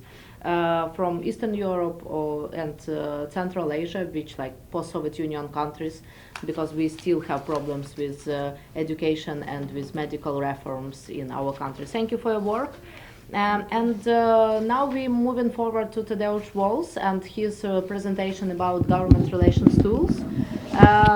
He works as a principal strategist in Green Line Consulting, and he also worked with he has very big experience in fundraising and in advocacy campaigns and government relation campaigns. And also he worked a lot on cases which connected with social justice. So please, the floor is yours, and if it's possible, please use one more microphone for Zoom. Thank you. Oh, can you? Well, it's really imperative to keep in mind, not only with this most recent election cycle, that in all actuality, the amount of money and voter turnout that's going into our political process is growing. So I'm a member of the Association of Political Consultants and just came from one of many postmortems that are going to occur.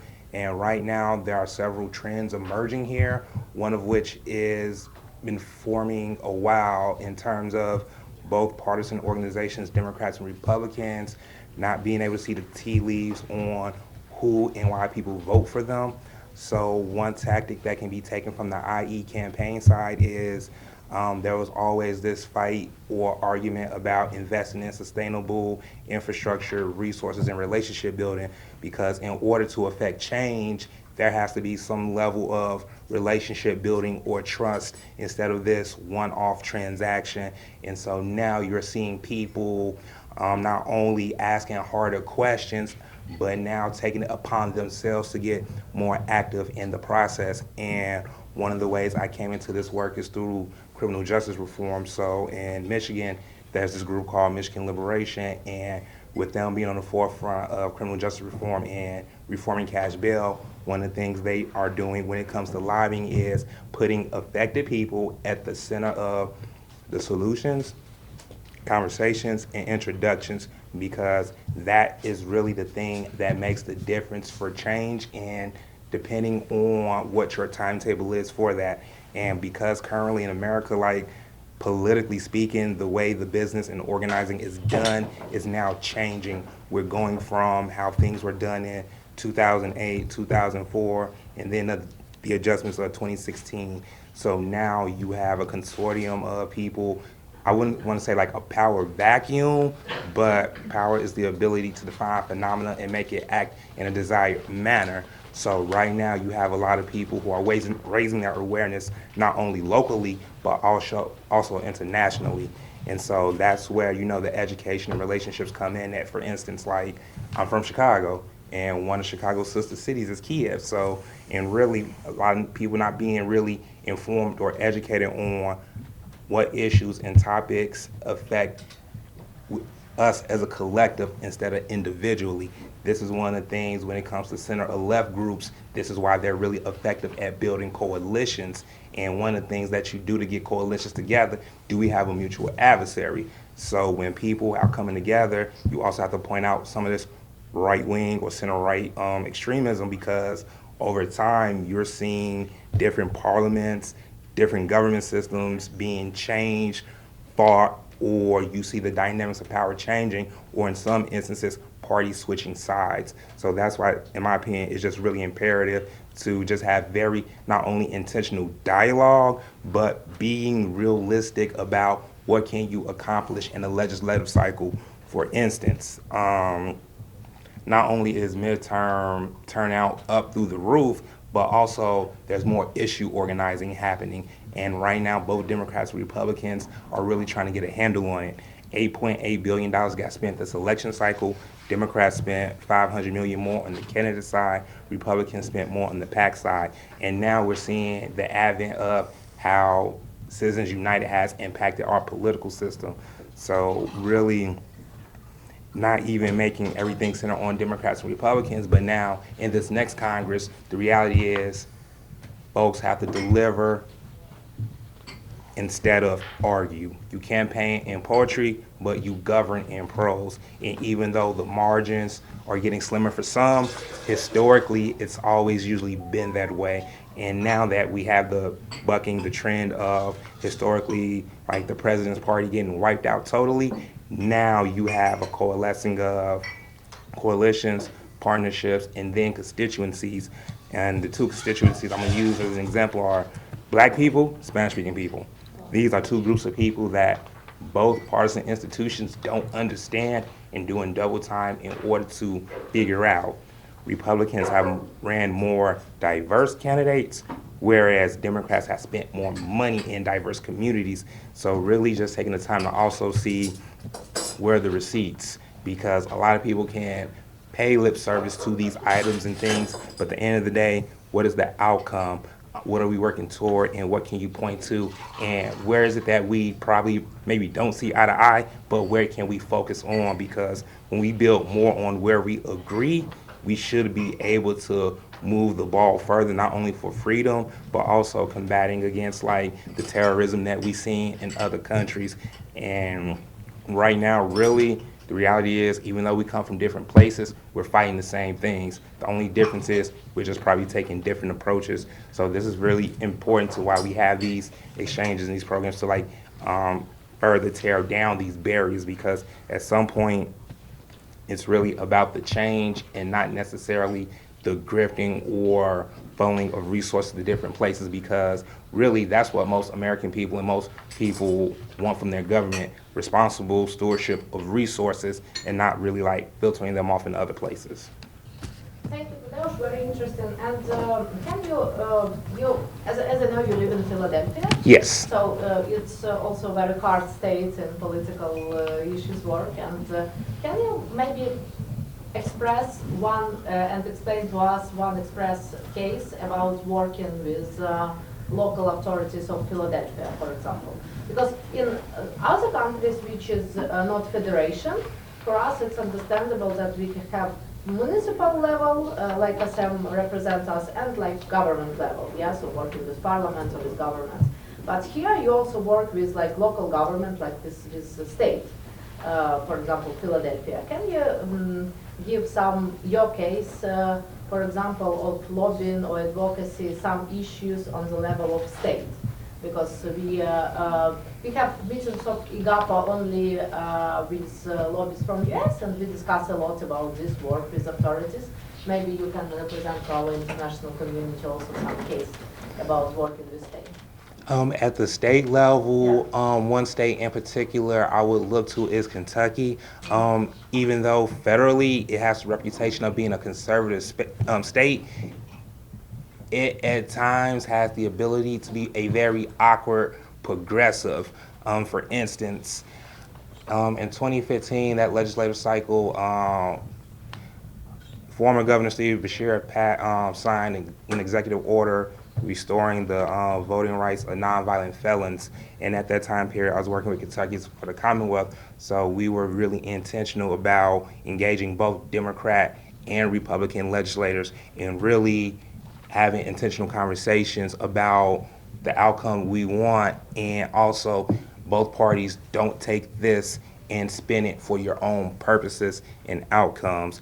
And largely, even though it was signed as an executive measure, it was a testament to how to not so much focus on partisanship, because if we focused only on partisanship, way less things will get done, but also pointing to that as a motivation or a means to an end. And although like Matt Bevin came behind him and undid that executive order, it's one of those examples I like to use when people are overly focused on federal politics, because it's dominating the media, when in all actuality, what people fail to realize about Roe v. Wade, it really kicked back a lot of issues that are going to probably be decided either at the state level judicially or hitting toward a ballot or some sort of state house fight.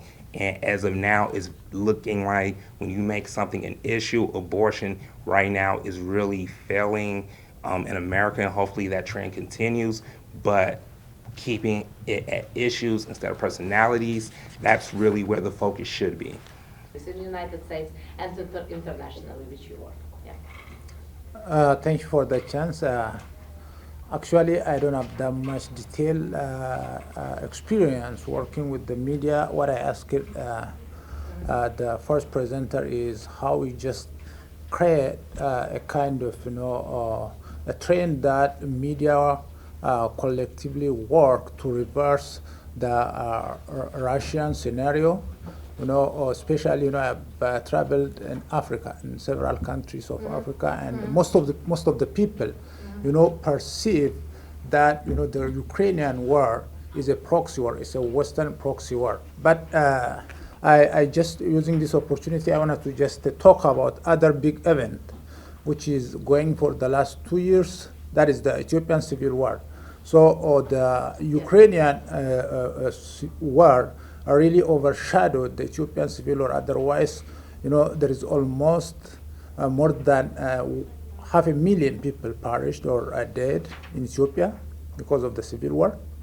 There was a kind of international version war because Eritrea take part, Russia was providing military, China, Turkey, and Iran were providing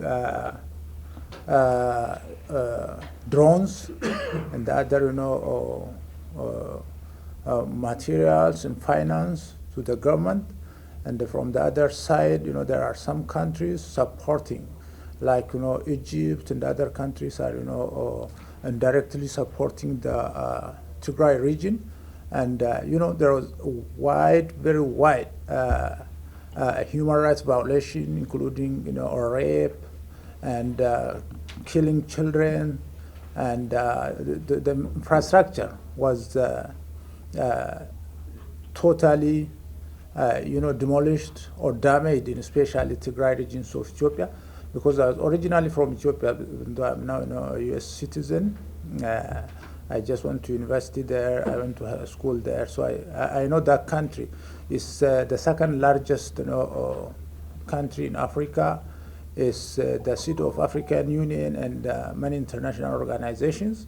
But now a lot of infrastructure was damaged, and the country's military is almost perished and divided.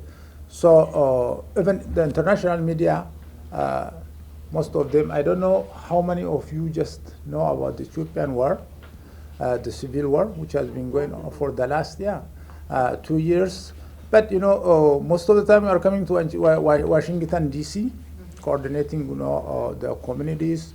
We demonstrate on these streets. We just demonstrate to the local governments in states, but we didn't get that much ears from the governments. So I would like you just to get your experience, how you just can really access the White House or the Department of State or other influential, including the international media, so that we can expose what is really going on there and get solution. At the end of the day, whether it is in Ukraine or in Ethiopia or somewhere else in 21st century, you cannot resolve any of the problem or the dispute through gunpoint or through, so you have to just come to negotiation. And I know as international relation student, I believe in diplomacy. At the end of the day, the issue between Ukraine and Russia itself will get a final solution through diplomacy. Yeah, it's not through military force, even though Russia is a nuclear power. So they cannot use that to get to occupy Ukraine, and that cannot be a lasting solution. So this is really what is going on. I would like all of you just to have that information that the Ethiopian Civil War costs more than 500,000 people, and it's still going on, even though there was a recent agreement in Pretoria, but because of the Eritrean intervention and the other these dictators or authoritarian regions intervention, including Russia and China, it's not something that's going to end soon or easily, and it needs attention, at least media attention. So it's just wanted to say that using this opportunity. Thank you. Thank you, Andres. I will share also some our experience of how we do an advocacy of Ukraine. So I think that I originally have one friend, she also from Ethiopia, and she previously worked with Ethiopian Airlines and with industry of transport, and we also discuss a lot how to do also advocacy for Ethiopian issues. Now it must be a little easier because Eritrea, worked with Russia, and it's state which famous as like failed state under Russia. So if it's possible, we will have 2 more points about the government relations issue, and the next points will be about Ukrainian advocacy, and I, Sergey, also Alexander, also other colleagues will share their points about how advocate also country interest. And if it's possible, maybe in the end of our discussion, Kendall and Egon, maybe Mark also wanted to add something, how to be more effective in our communication, because they originally from US and they all lifelong work in US. So Dr. Mayala Al Saud maybe also wanted to add some point to our discussion about government relations practices in Saudi Arabia, and so we all know that practices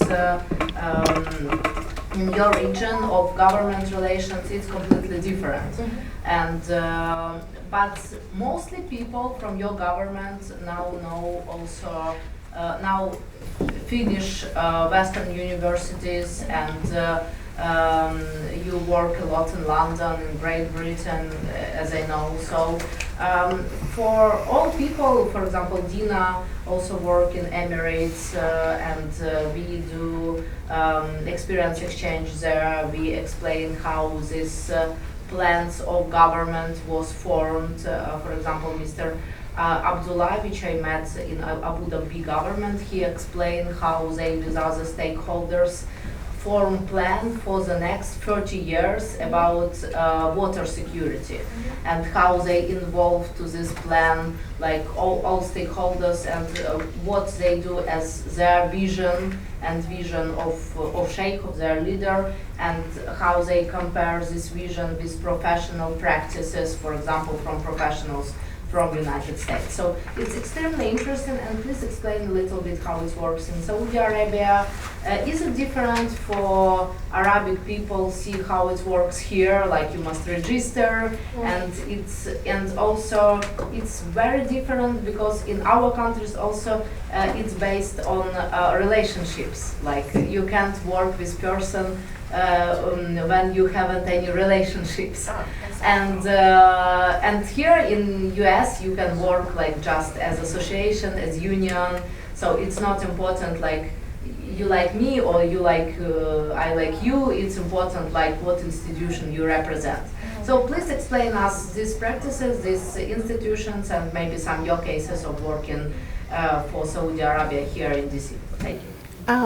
Basically, Saudi Arabia is an absolute monarchy, so it's kind of really clean cut. There's no upside or downside to it.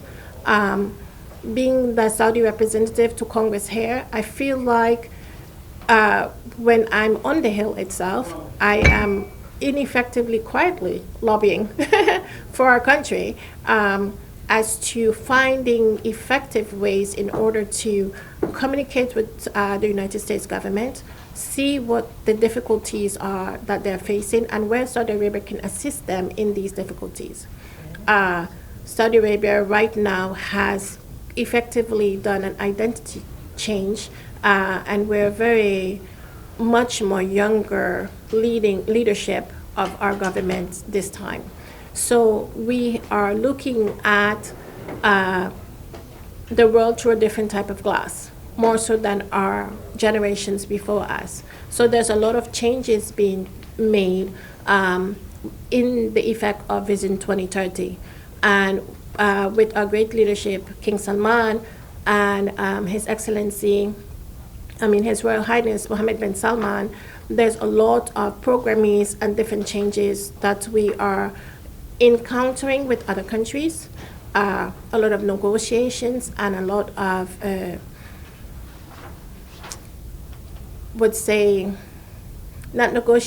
negotiations and assistance, to other countries that are having wars or difficult times when it comes to COVID, hunger, and other apparatuses that are taking place in the world right now, specifically dealing with Russia and Ukraine. Because Saudi Arabia is part of the negotiation team, we cannot effectively or honestly take a side, as per everybody would want us to make a choice as to who's wrong or who's right. In order for us to be considered effective negotiators, we have to remain neutral. And I know this caused a ebb on some people's platform because of the way they're viewing the situation. But I feel positively that in order for us to really help Ukraine and Russia, we need to remain neutral. So in that effect, we were able to send humanitarian aid to Ukraine in large bulk in order to help the effort of the citizens there, more so than being a part of sending arms. And I think that was largely effective. So as we negotiate our way through the world and all the situations that are happening, not only in our country as we step out and branch out in a large form, conducting lobbyism in Saudi Arabia, I think it is largely on your skill and effectiveness as a person in order to make an effective way to do your job. Cooperation. Exactly. More so than who you know. But that is also an added bonus because I think that comes with experience and growth and knowledge. So that also weighs heavily on where a lobbyist would position itself largely on the international stage as well as in Saudi Arabia. Now, when you switch hands and you come to the United States, the area or the arena is very different. And we tend to try to assist our colleagues largely in any which way we can, because Saudi Arabia is kind of like an absolute monarchy, so we're like almost set for the next 50 years, And the change is not within the government, but within the people. So we kind of put into effect how to expand and change to accommodate our younger generation. And with His Excellency Mohammed bin Salman, he put that into effect by initiating women, myself as the Deputy Prime Minister now, first the second Deputy Prime Minister for 4 years. So as he moved, I moved up, and quietly, but now largely. But you know, it's mind blowing for a lot of people to see that there's a woman so largely in the political ranks, if you want to say, or in the royal cabinet. Okay, and we also have here a very strong leader as an ambassador. Okay, and we have other female ambassadors that we have been able to place in other places in the world. Okay, so I feel like us as females have to establish ourselves more, because this is something that's not normal for us to be representative in the world as per Saudi Arabia, because at all times it was men or the male factors. So now that it's females, we have to kind of tend to be lobbyists at the same time as diplomats. And I think it kind of like courts together. So when we come here to Washington, a lot of people are afraid of Washington. When we come here to Washington, I feel like I learn from everybody, and it makes it easier for us to navigate within, let's say, Congress, with all of the political situations that may be happening there, and where it becomes easy for a younger person of a younger generation like me to get lost, you know. So with being with experienced people, you guys per se, it helps to be able to navigate easier. So as per our country being more established, being more on the world stage, having little bits of issues when it comes to oil, and like little agreements, we agree, but we don't agree with us not producing more oil, as per protecting our environment, as per the United States saying that it's a need for them, which in Saudi Arabia only produces 7% of the US oil. So, you know, when people didn't know that, we were the bad guys. But as it's explained more by news and other people, I think the citizens are becoming to understand more where the initial problem is. And then instead of Saudi Arabia saying, well, we're not helping, we're not going to do this, and then close the door, we didn't. We stepped back, we went back in, we analyzed the situation, and presented the government, the United States government, with different programs that may help in these situations. So we're not, we're fully entwined with all our partners, you know, and our hope is to help Russia and Ukraine to come to an understanding in some form. I know there's a lot of hurt, and it's going to be difficult, okay? But I think with all of us together, we can come to a peaceful ceasefire in that specific issue. Thank you so much. And one more question. When I have little experience of communicating with colleagues in Qatar, it's hard because other cultural map, you know, and mostly men from our community communicate, because quite deep Sharia laws there, so more effective for business communication. It was men there, but it's still, I see that people who said that they work on government relations in Qatar or in Emirates, where I have experience. I haven't experience in Saudi Arabia. But I saw your stand on Expo, on the last Expo. It's beautiful. But mostly people who work in government relations, it's people who connect in some way with family. Yes. So is it really true, or it's only trends which I saw in these countries? Before it was a lot tribal, and all of the countries would essentially stand on that formation, and we still do. But now, with how the Crown Prince is facilitating the situation, it is more on your skill, your work, your education, what you have to bring to the table. And I think Qatar, Bahrain, Jordan, all of the countries, I believe now facilitate on this apparatus so that we can build, grow, expand the Middle East in a large conglomerate more so than just focusing on Saudi Arabia alone. We're kind of like trying to lead but teach at the same time and say, okay, this is a new technology. This is, we can switch from oil to different types of gas. We can use different type of solar machinery to facilitate power and different things. And as we bring these things to our forehead, to the front, other countries follow suit. And this will help to really facilitate the Middle East in a different conglomeration.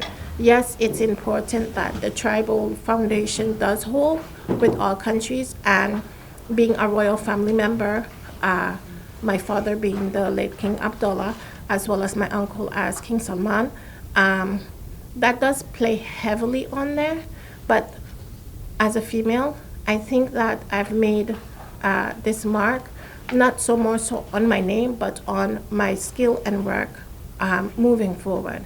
And I think that a lot of the young generation have put that into aspect more so than saying, okay, I'm an Al-Saud, or I'm this from this specific tribe, but I have graduated from this college. I have this experience, I have this amount of years in this special field. And I think both of them kind of work together, but I believe now more your education and your work skills and ethics. More meritocratic. Yes. We also must work about more meritocratic in our Soviet Union. It's, yeah, it's great skills. I know. I also know one political party which named like meritocratic party, but nobody don't understand what it is. Yeah, so it happened. So we have two more issues from Vadim Cherdak. Vadim Cherdak work on also lobbying issues, government relations issue, and realizing projects with e-health. And he have interesting experience of working in Ghana with e-health questions, so in Africa region.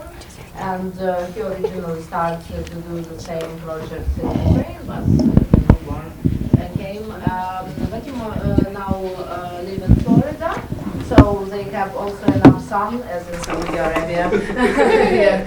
So, and Vadim, please share your experience with e-health projects. And I see that now also when we talk about Marshall's Plan in Ukraine and other countries, it's important to see that main message that we need to build better than was. So we not need to build Soviet Union one more time as Putin was. Yeah? We need to build something new. And e-health and all e-health technologies, it can be next step of development of medical system. So please share your experience. It also will be interesting for internet audience because some other members of IGAPA, they work also on these issues, but mostly with pharmaceutical companies. And I know that also some members from our roundtable today, they also work in sphere of medical support. So floor is yours, and the last point will be from Peter, who work here with International Trade and Development, if he wants. And then we will discuss more 20 minutes aspects of advocacy for Ukraine and then creative society presentation. So please, Vadim. Thank you very much. When I start working in e-health and in e-care, I came from a point of view that healthcare is unalienated rights of people and rights of people to get good quality healthcare. And there are a lot of impediment to this. There are problems with developing high-level doctors, nurses. It's inequality of distribution of professionals in the different countries, in the different places. And the other IT professional, as a mathematician, I understand that one of the easiest and most effective way to cut through this inequality, it's to build a system that will allow professionals from different places help people where this help needed. And step by step, we build a virtual care platform and possibility to really manage large group of patients. And for example, Dell Technology certified us to more than 1 million patients on one installation. To manage a large group of patients, to manage a large group of different physicians, different professionals, and give them possibility to access to healthcare data, to data of their patients, and doesn't matter where these patients are. It's rural areas. It's, for example, we deployed system in a rural Appalachian where in some situations it's like 100 miles to drive to nearest doctor. Or in Louisiana where is a similar situation. And right now we're working with a number of countries, or in a number of countries. For example, we have very interesting right now cooperation with Nippon Telephone and Telegraph in Australia and New Zealand. They they choose our system out of a large number of systems they actually look for virtual care. And we're right now working with them. We're partnering with many different countries. Например, very interesting company, Neurotech in Singapore, that collect vitals of people just from them looking on a camera in a smartphone. So you don't need any additional external devices, which is a huge benefit. We integrated right now over 200 different devices, starting from regular Bluetooth devices and up to biointellisis, that devices in real time collecting multiple vitals from a patients. And our system, benefits of our system, that in the same time that we're collecting multiple information about patients and we are moving this information together with the patient through healthcare continuum. And I would say that even right now, 9 out of 10 discharge planning communication in US healthcare system happens by fax machine, which is ridiculous. What we're doing, we transfer information from, let's say, hospital to subacute facility, from subacute facility to home care. From home care, we monitor patients at home, because problem with the patients happens not in a hospital, not in a doctor's office. 95+% of problems happens at home, where nobody cares for them. So we're keeping this monitoring of patients. We also are working with the Special Olympics, where we help them monitor health of kids with disabilities like autism, different developmental disabilities. We're working with behavioral health platforms. And we're also helping doctors in US through Medicare programs to improve monetization and get additional money for using these preventive care programs, improve their activities, improve their work in the clinics, and at the same time receive additional revenue. I bring today one of our devices that we recently integrated with our platform. And one more point that I would like to stress. General rationale between patients and healthcare professional, it's around 1 to 15. With our system, we can use one nurse to monitor over 300 patients. And by generating smart alerts, when patient actually need attention, need escalation of a problem, we can drastically improve quality of healthcare by making work of medical personnel more smart, more efficient, and better. Instead of more typing in a system, they can actually work with the patients and pay attention to the patients. This system that I wanted to show today, it's called MedWand. We recently integrated this. This system actually got FDA approval 1 month ago. It's collected multiple vitals. It has a thermometer embedded, stethoscope, so a doctor can monitor lungs and stomach and heart. It has a ACG.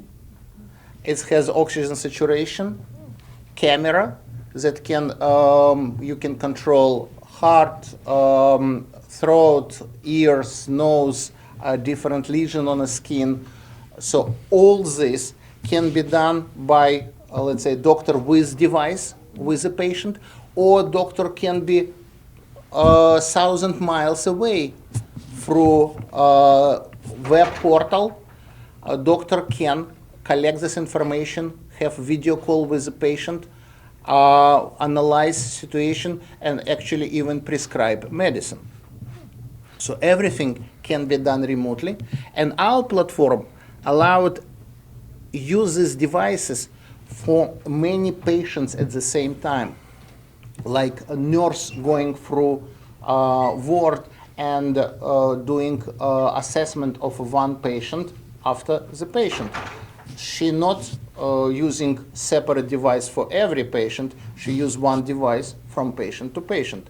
So we allowed this system to be used for multiple patients, and it's make it very cost efficient. Because as we all understand, cost is one big problem for healthcare. And I would say that right now, especially with COVID, propagation of e-care, propagation of virtual care became very drastical.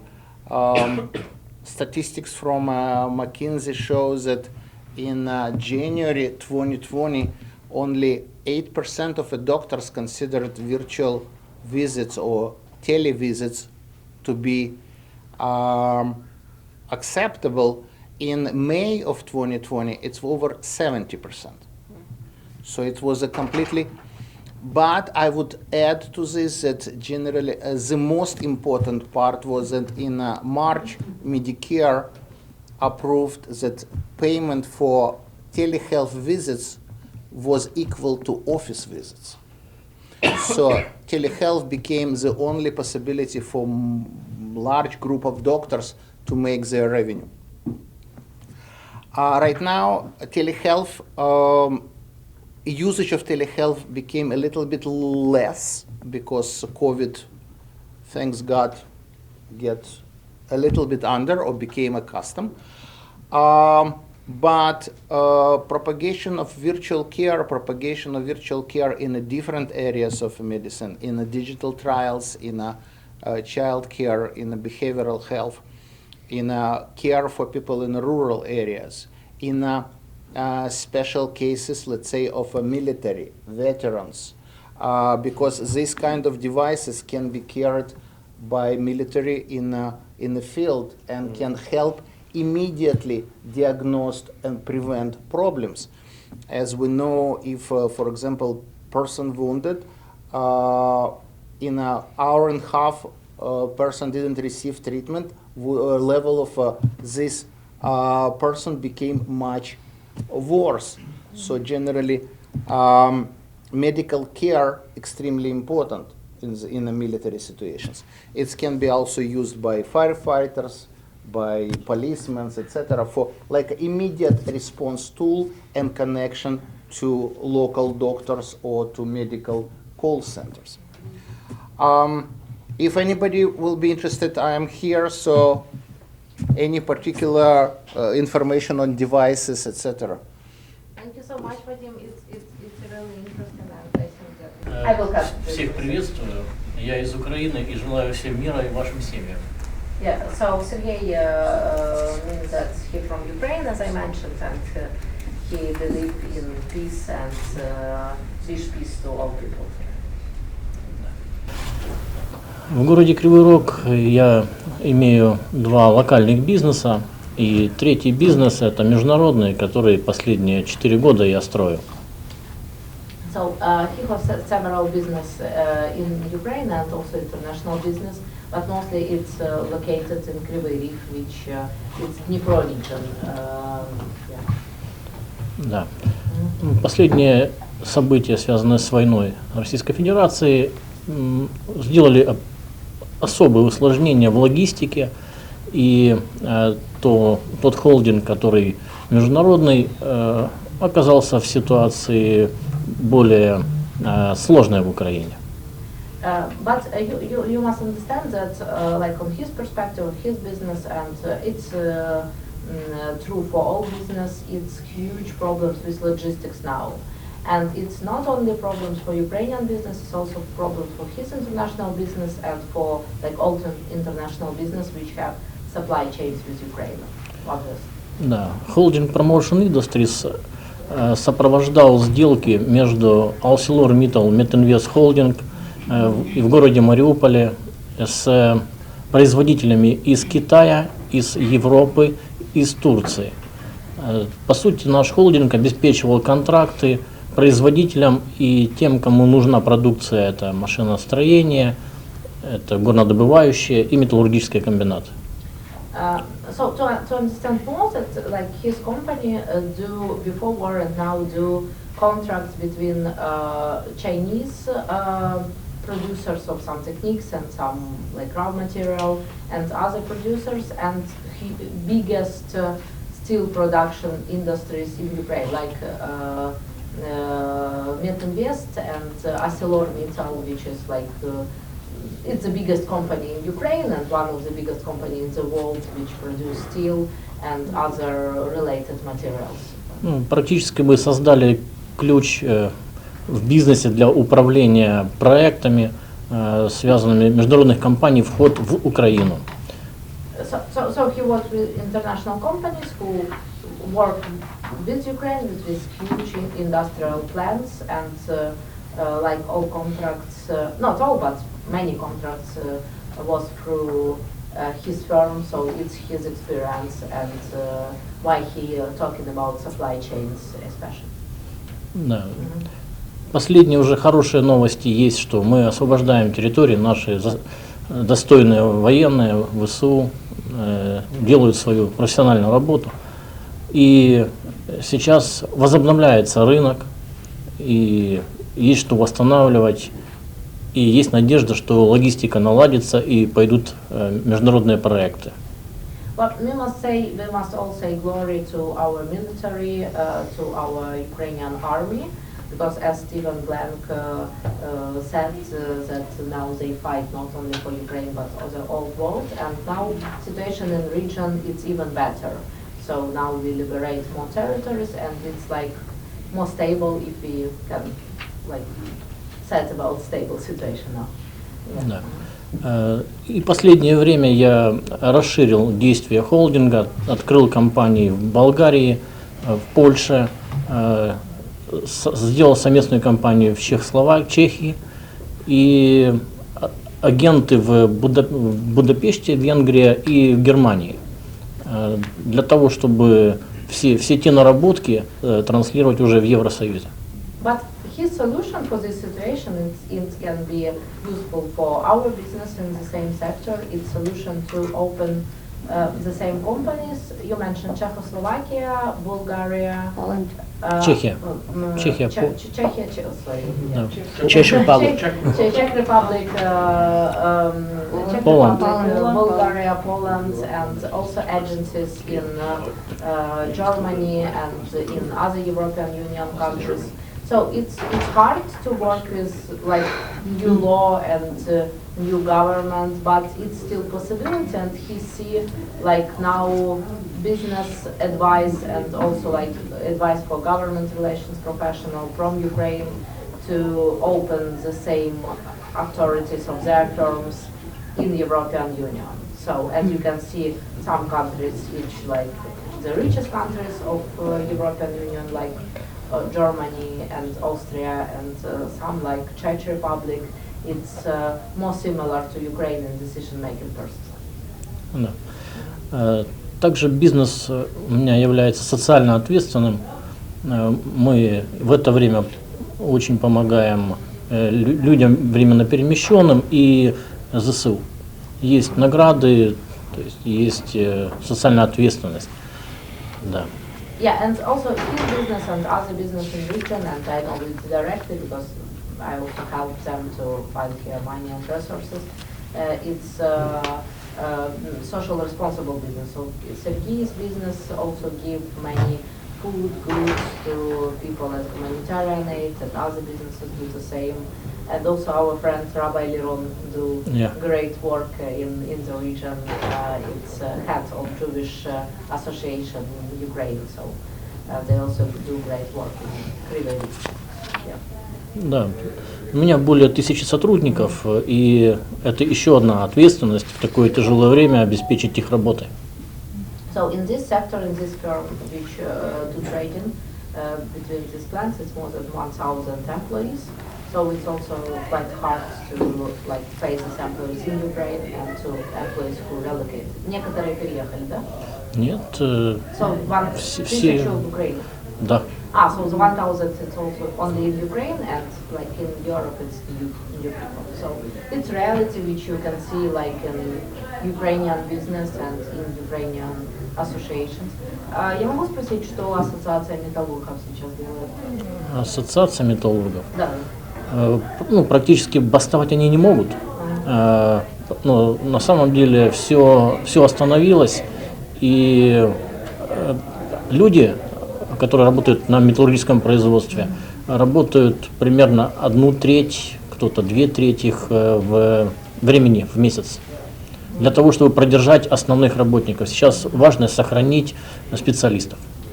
It's also very important issue that we have associations also, and Sergei said that only 25% like people now work, but other business trying to pay salary to other people and most qualified professionals, because in other ways these professionals will go from country and I think they cannot come back. Они же могут не вернуться, да, если уедут. Они не уедут, у нас выезд запрещен только по какой-то миссии. Мужчина не может выехать со страны. Yeah. So they all in country only because only men who have pre-child or who volunteer can go temporary from country.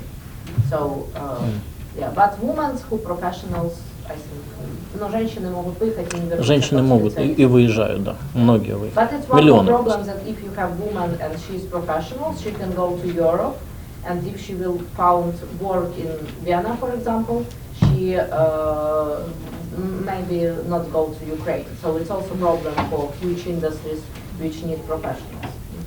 Я к чему это все рассказывал. Нам предстоит еще восстанавливать Украину и сделать ее такой же цветущей, а то и лучше, как она была. Соответственно, мой кейс, он реально практичный и рабочий. Присутствующие могут в дальнейшем рассчитывать на то, что я в Украине могу лоббировать все вопросы.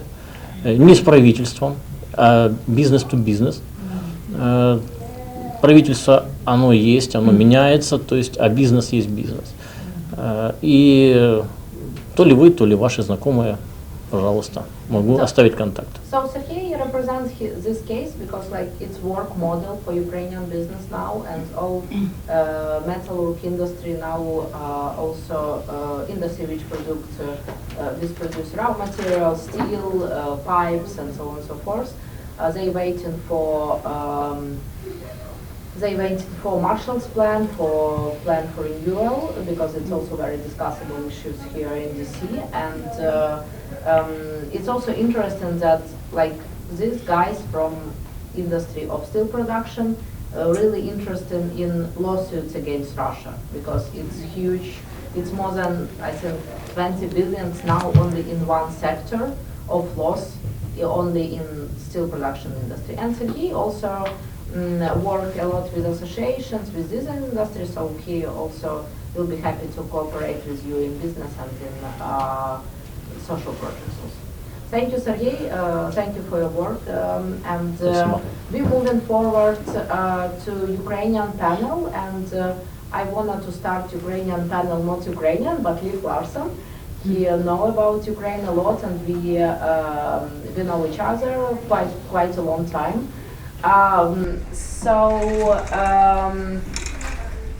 Mr. Larson, can you explain us like what perspective from American point of view of advocacy for Ukraine? Because now we have bills, so first two bills, it's bills which connected with Russia state sponsor of terrorism.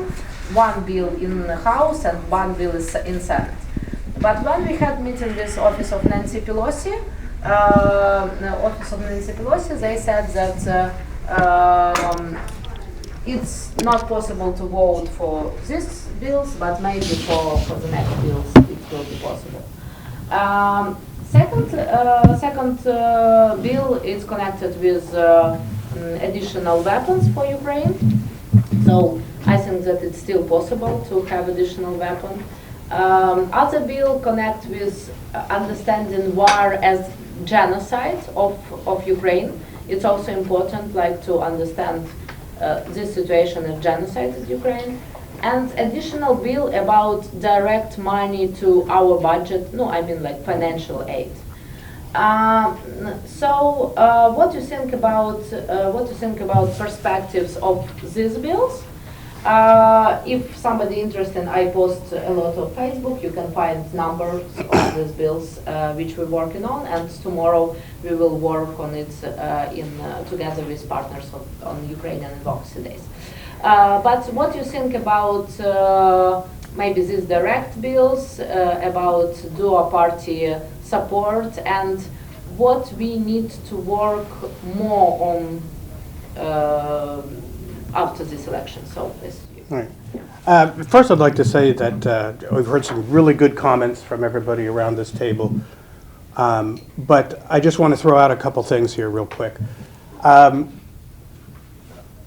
A wrestling coach, a person who trained reindeer, a CrossFit gym owner, these are the people who have been elected to the United States House of Representatives. They will make the decisions, and they will make the decisions not from a position of where everybody here is from, but they're going to make the decision on based how they can keep their job in 2024. And I, for one, being in my position is to sell a story to American people on how and why they should elect certain people. And I can tell you right off the bat, in 3 or 4 months, this country will be in a recession. Layoffs, jobs will start to happen, and we will be in our winter. And a person in Massachusetts who has lost his job in a manufacturing plant or something will begin to wonder why I can't get a check from my government to help pay for my heating oil when we're sending money to people in Ukraine. I think to kind of I'll be a contrarian to some of the more positive feelings that have been here. I think the money, the weapons for Ukraine will continue to come. We will continue to pay, produce and give Ukraine the weapons they need to fight this war and to win it. Primarily because in giving those weapons to Ukraine, which are made here in the United States, we keep Americans in jobs and money flows to corporations. The money for paying the bills for the Ukrainian government, I think, will be greatly reduced. That is going to be one of the first things that you will see probably in those bills that Nancy Pelosi spoke about. Our good friend over there, Mr. Coffey, Esquire, position, the position of making the Russian state a terror state, that's going to be a hard lift. That comes with a lot of negative aspects, and I think it's the final blow. If we think we can see, and this comes from intelligence gathering by our government, if we can see that in doing so we could topple the Putin regime where people would go to overthrow him because of this designation, which would basically kill, I think, a lot of the international trade that they have, that might be the reason it's passed. I would also like to throw out something that was mentioned earlier. Does anybody know the name Dr. Seuss? Who is Dr. Seuss? Green eggs and ham. It's a German. It's something left over from World War II, isn't it? That was what I was going to get to, but most people know him for Green Eggs and Ham, The Cat in the Hat. He wrote children's books. Sure. But what he did in the 1940s during World War II is produce American propaganda films in Hollywood. We must move away from the idea that propaganda is a bad word. It isn't. It is done in wartime all the time, and it is done to make sure that the general public is getting an image of what's happening. The atrocities that are happening to the Ukrainian people, those need to be put in front of the American people. And so I think in looking at the position of getting that information out, and I've mentioned this before, the use of social media in this country, I think, cannot be looked aside from. One of the great twists I think that we can do on this to get those reindeer trainers and wrestling coaches and those other folks in the house back to your side is to also tie it in with the Iranians have now said that they have a hypersonic missile. How did they get a hypersonic missile? From the Russians in exchange for their help in giving munitions. This is a country that Americans do not like. They haven't liked it since the 80s.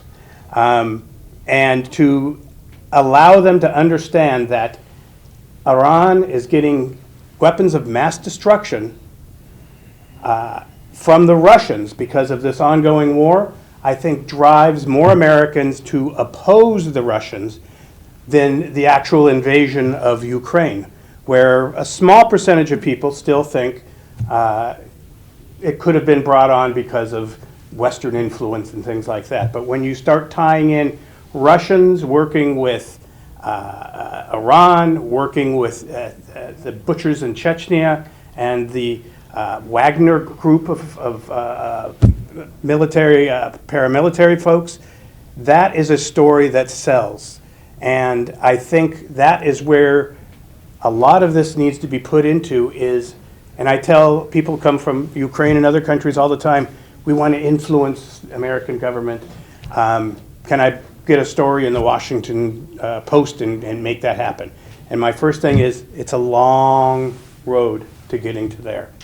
And I think one of the first places is getting a good story out there that really resonates well with the American population, which then makes it easier for these people in the House of Representatives who want to have their jobs in 2 years get reelected.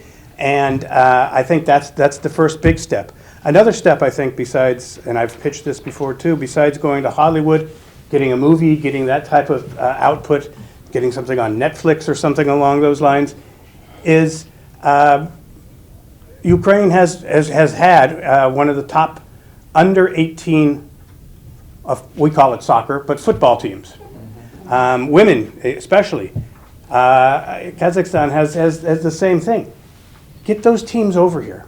Sports is the other aspect of the Hollywood idea that Americans love to get behind, and especially women's sports.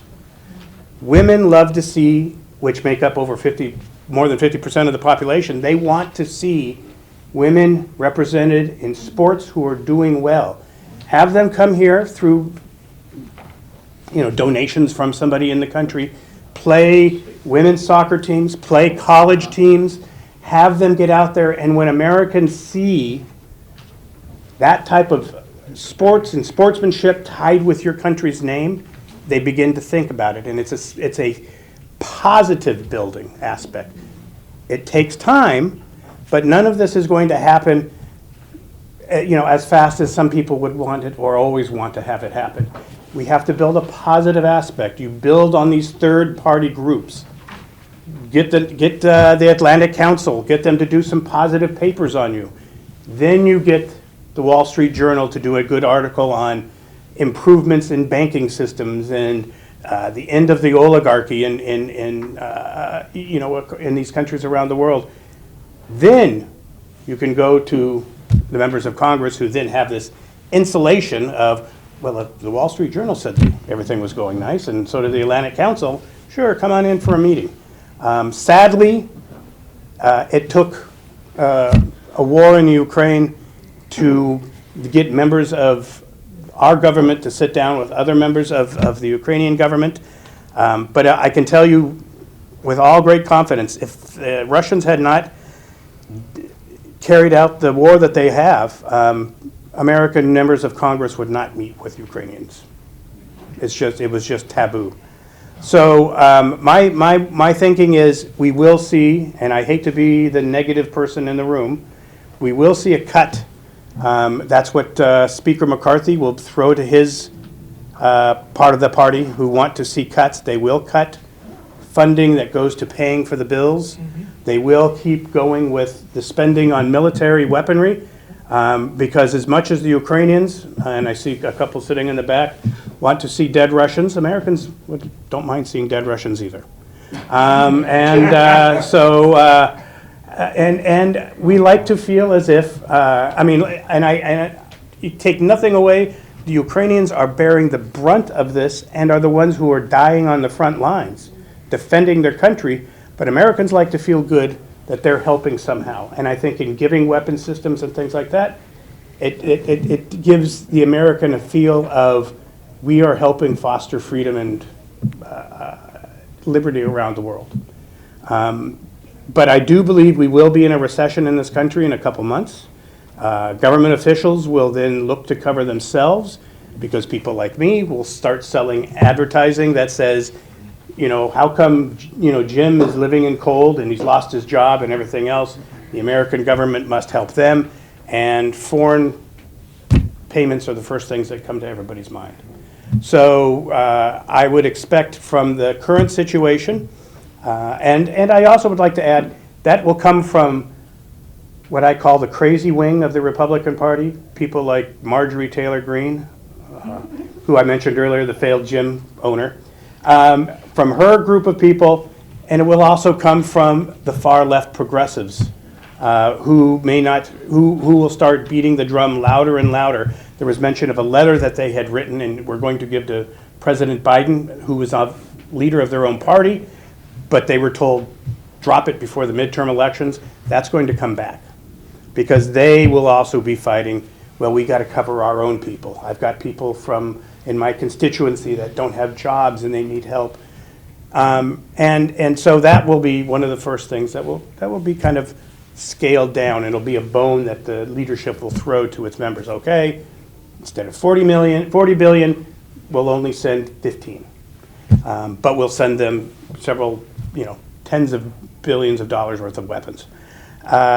So I see that as part of where we're going to be in the next 2 years. The best thing that can happen, I think, for the Ukraine on an American government side is that President Joe Biden declares that he's not going to run for president in 2024. He also, in doing so, declares, I'm not going to go through Congress for any of the things that I can do through executive order, which was mentioned earlier, and he rules, it's not a real good word for Americans to say, he will carry out the government's business through executive order, and in doing so can sidestep Congress, and in do so throw more favors on foreign policy to certain people. Did he learn that from his earlier boss? Yes. Well, I mean, executive orders, everybody likes to, scream and cry, but since Bush 43, the executive orders have been climbing and climbing and climbing. It's a poor way to run a government, and it's mostly because of the great divide between Americans right now. Nothing can seem to get done. This election may end that. I think we'll see less crazy candidates and more people of, No more Ross Perot. well, Ross wasn't a big, I mean, I think you're not going to see Carrie Lake come back again anytime soon. Masterone from Pennsylvania. But we also, the beginning of this, when we saw the lack of turning away from far ideological candidates, was when the district attorney from San Francisco was recalled. A very progressive man who had gotten rid of bail for certain crimes. They weren't going to arrest people for certain crimes, which led to people running into grocery stores and convenience stores and just taking stuff off the shelves and running away. He was recalled. Why? And San Francisco is no bastion for Republicans, I can tell you that. It was because he had gone too far. And now I think we see that the former President Trump has gone too far with some of these people. Even though he likes to blame Melania for picking Dr. Oz, I don't think that's really flies. But I do see some economic downturn for the United States. We're starting to see it in the United Kingdom. And I think from there you will see a downturn on some of the financial aid that goes to Ukraine. Not military weapons, but the financial aid. I just think that that's probably where we're looking at for the next 2 years.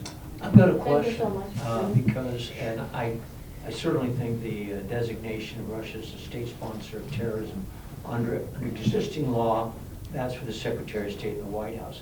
But there's this legislation floating to give the president the authority or the directive to confiscate Russian bank funds. And we read estimates that there's 40 billion. How do you think the new Congress might look at that?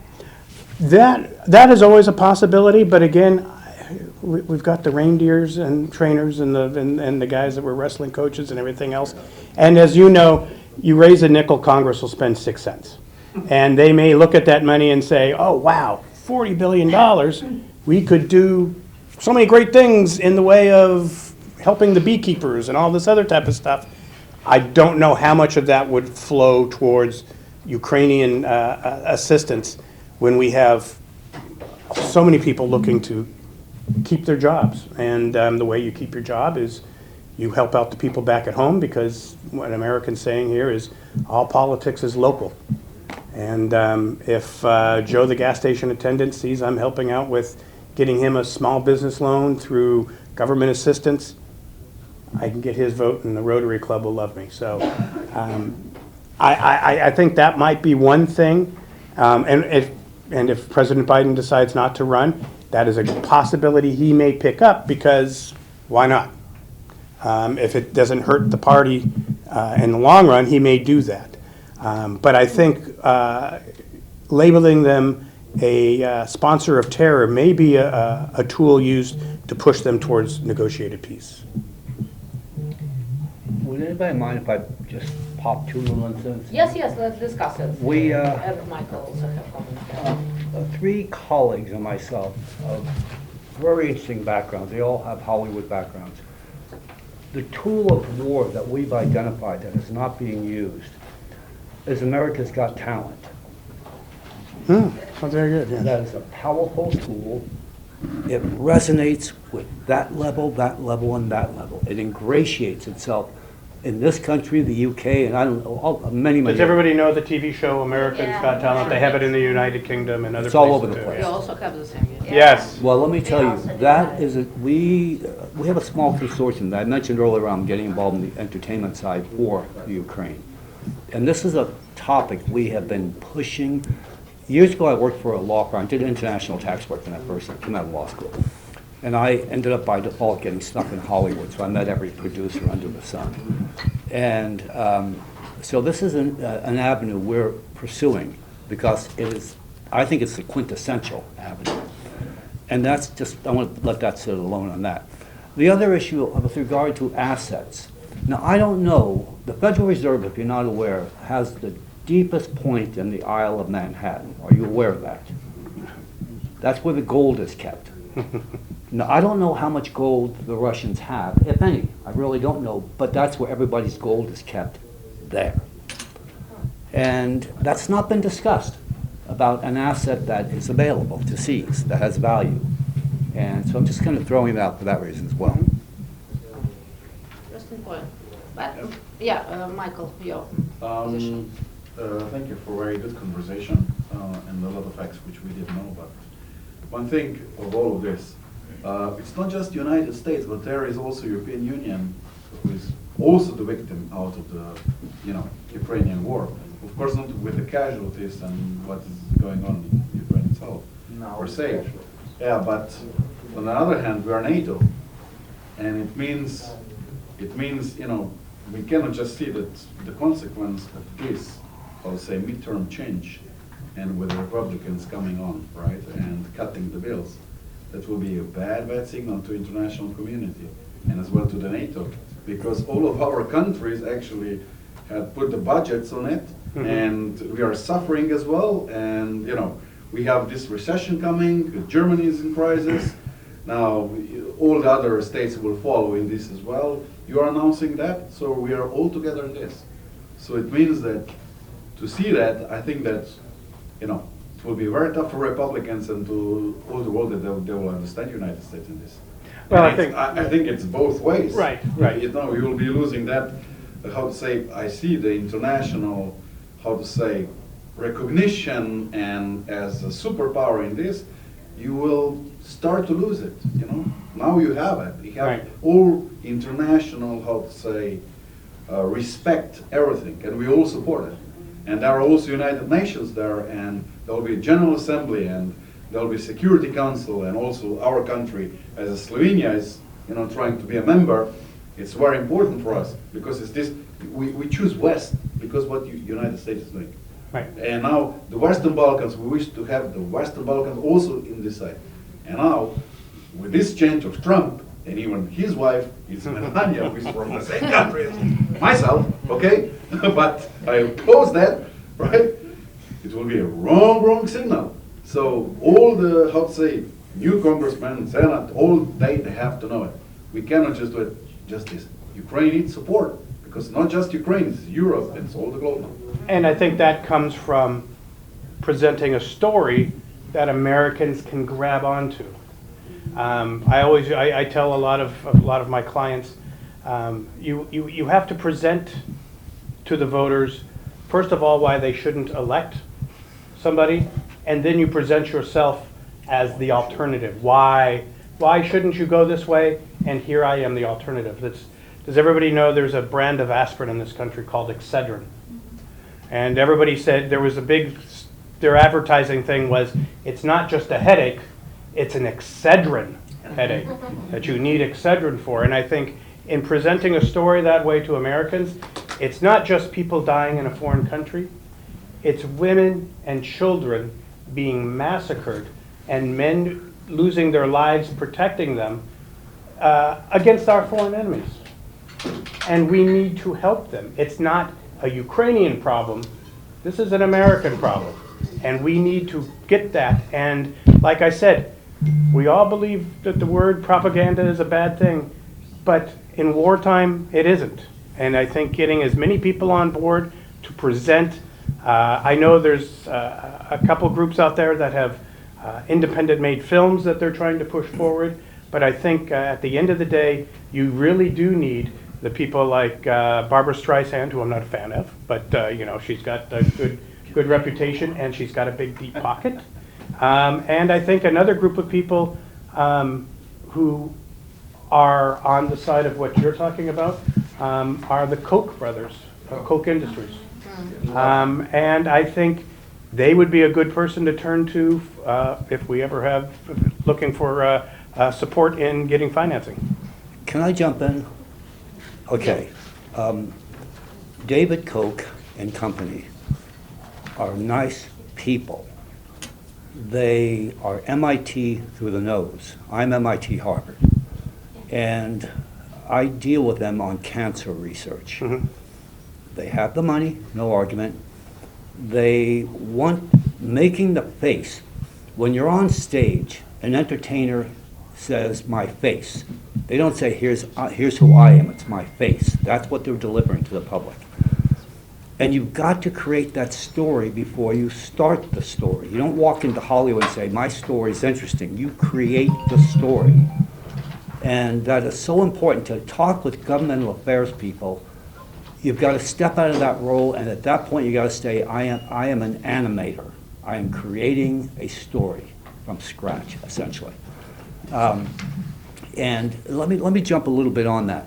When professionals, I don't care if they're medical professionals, lawyers, well-educated professionals, often come to me and say, how can I get this article in the Wall Street Journal we mentioned, or the preeminent publications? And the first answer is, you can't, because you don't even have a press kit. And they don't even have a few pieces of paper saying, here's who I am, here's what I've done, check me out. And then you say, well, how do I start that? And my first thought is, hit the op-eds. Get your name in the op-eds. Every time that subject comes up, The Economist, anywhere around the English-speaking globe, respond to it. But have that press kit to submit with your op-ed. And once you get a few op-eds, then they'll start looking at you. Then they'll give consideration to who you are. We didn't discuss, you kind of mentioned social media.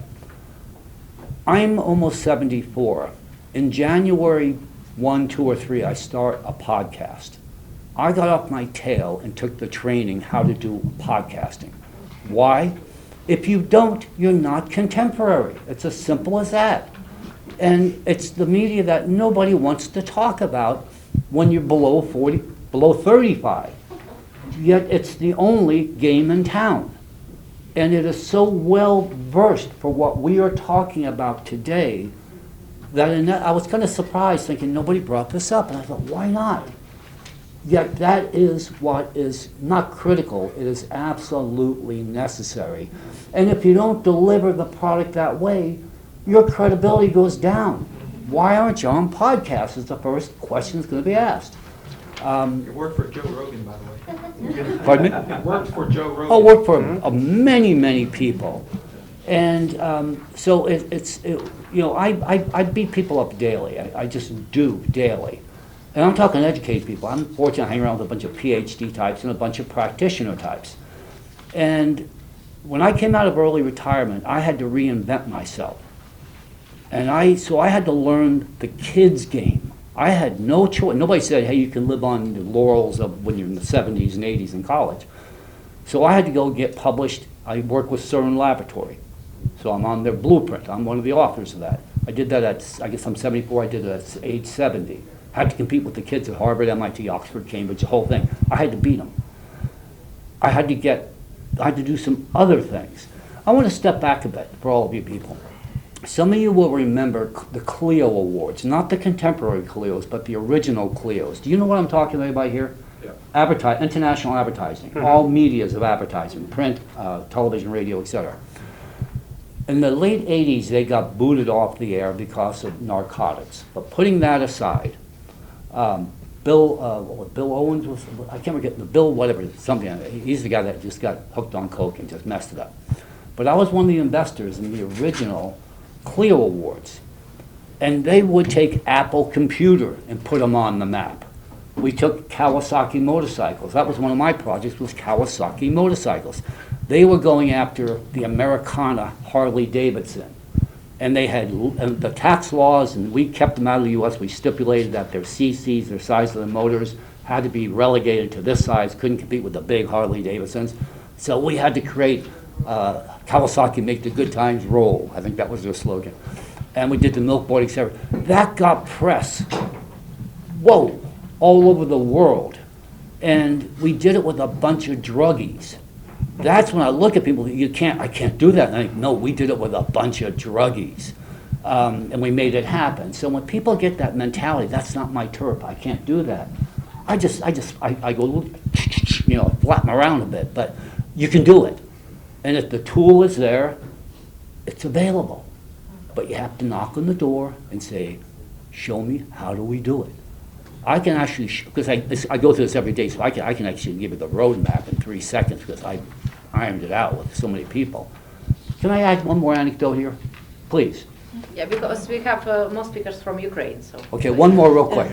So a few years back, I was on stage with the CIA, and they were introducing very famous players. They were the history. And I'm thinking, how are they going to introduce me? I was introduced as the most sought-after dinner guest in the agency. And I thought, phew, I'm off thinking. Now, the reason, so one of these famous CIA types looks at me and goes, I bet you can't tell me where you were the night of the Cuban Missile Crisis. I couldn't tell you the date right now, whenever it was. Yes, I can. Where were you? I was busted at the White House. We were arrested. Do you remember Rocky and Bullwinkle, the cartoon series? Nobody wants to admit that. Exactly. Well, hold on. We must get moose and squirrel. Well, yeah, exactly. Boris Badenov. So the father, Jay Ward, was the founder producer of all that.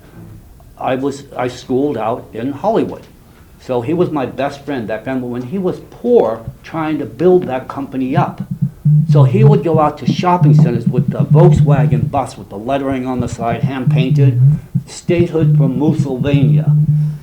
And we went across country to Minneapolis, all over the silly place, and on weekends we'd show up with statehood from Pennsylvania. And we'd get this petition signed and would make local news. We couldn't afford, or he couldn't afford, to hire PR. And we were presenting it, demanding it at the White House, coincidentally on the night of the Cuban Missile Crisis. So he got busted. But notwithstanding, we made national news and the company flew like that. He couldn't afford media, so he made media. Get used to it. We own it, and we're not using it. Yeah, and Ukraine very good in this media work, I think now. And The interesting thing will be to see on November 20th how the social media plays in the Kazakh presidential elections. It's additional time. Now I'm propose that we have presentation from Julia Gershon, she come from Ukraine and she work on child's issues and issues of charity which help child. So a little bit no information from her and from Alexander Rubtsov and Dmitry, and they represent their teams and they represent our soldiers, and also if it's possible, maybe explain some information how it really looks like, because really for many people war it's movie, but for us we lost many friends there, and I'm not a soldier, but I lost many friends, and our soldiers can also explain the situation. After that we will talk about positive things, about social, about creating society. Then Tolmar also worked with filmmaking. So it's a good advertisement for my industry. I love it. Thank you very much. He originally had the long list Oscar for his Winter on Fire. about Revolution of Dignity. So and now Dan also helped with charity project. If you try and leave without chatting, I'll strip you all the way out. So firstly we will go. Then maybe you firstly add some. It's very nice. I'm a little bit far away from the industry. You represent guys. I'm a movie producer. But actually, nothing happened as we understand without Hollywood right now. And the most known of my movies is The Winter on Fire on Netflix. It's about Revolution 2013-2014. And actually, the interesting part of it, because it becomes so popular because of the war, so Netflix, first time in the history, just put the movie for free on YouTube. It's because it was more than 100 million downloads. So, sometimes it really goes together. So, but anyhow, I'm here to represent the nonprofit I'm helping with, and Alexander is actually the head of it. So our main goal right now, we did a couple of projects. We brought refugees from Ukraine to Poland at the beginning, but right now we concentrate on the purpose to help injured soldiers from Ukraine, to bring them here to get all the help they need, and how we're going to advance that. This is the purpose we're here. So I'm going to shut myself up. Everything you're going to ask, afterwards, I'll be able to talk to you guys. And then, please, to the guys who are really in the field. Hello, everyone. Thank you for a very interesting and important speech, and for your job and support Ukraine. It's very deep for us, and we unexpected. It was so great job. Really biggest thank you for it. Main question. very often journalists ask me what women must do during war. We start to answer for this question 8 years ago when we start really 8 years ago in Donbass, but nobody expected that it can be so big and so serious, and we lost so many people and have so big humanitarian crisis and other things, bad things. And now I understand when somebody asks me, what your superpower for? I'm Ukrainian. Of course it's a joke, but today and every day we must be brave. We must be. We have our responsibility for our country, for our people, and for all world now. And we have not another variant. We must save our land, our home. For example, my parents in Dnipropetrovsk Oblast, Russian soldiers go to my home, and I'm very happy that my mother not be at home at this moment. And during this 7 months, we evacuate more than 10,000 children and women to European country, also to UK and to Israel. Before war, I was TV presenter, Miss Ukraine and Mrs. Universe 2018, and also Ambassador UNICEF. And my international organization, Peace Committee. We start, I told that 8 years ago, but in 2022 we understood that we have really big risk genocide Ukrainian people. And first point for us, save people. Of course, we evacuate people during these 7 months and find home for these people in other countries. But during this job, I understand that mental health people, it will be next problem, because we didn't understand how it's serious. When I see that, for example, have a situation when we have in bus 100 children, and one mother have a message from Mariupol. Her husband was in Azov, and he wrote her message that, I'm sorry, dear, maybe I cannot come back because all our team, military team, died. And this mother has 4 children, and now she in Sweden, and every day she go to square near Russian embassy in Sweden with picture, please come back, my husband. And it's more than 1 million this story, and I understood that Ukrainian people very brave and strong, but energy can finish, and we must help people who broke life, who lose parents, lose children, or somebody close for him. And I made initiative for international sociality, and organized biggest conference about psychological trauma of war in Warsaw, 12 September. And thank you, Poland government support us a lot, and we have 25 delegations from different countries, Europe, Israel, and UK and USA too. And of course, we create new methodology, because everybody understood that before involved have not this topic of problem like international.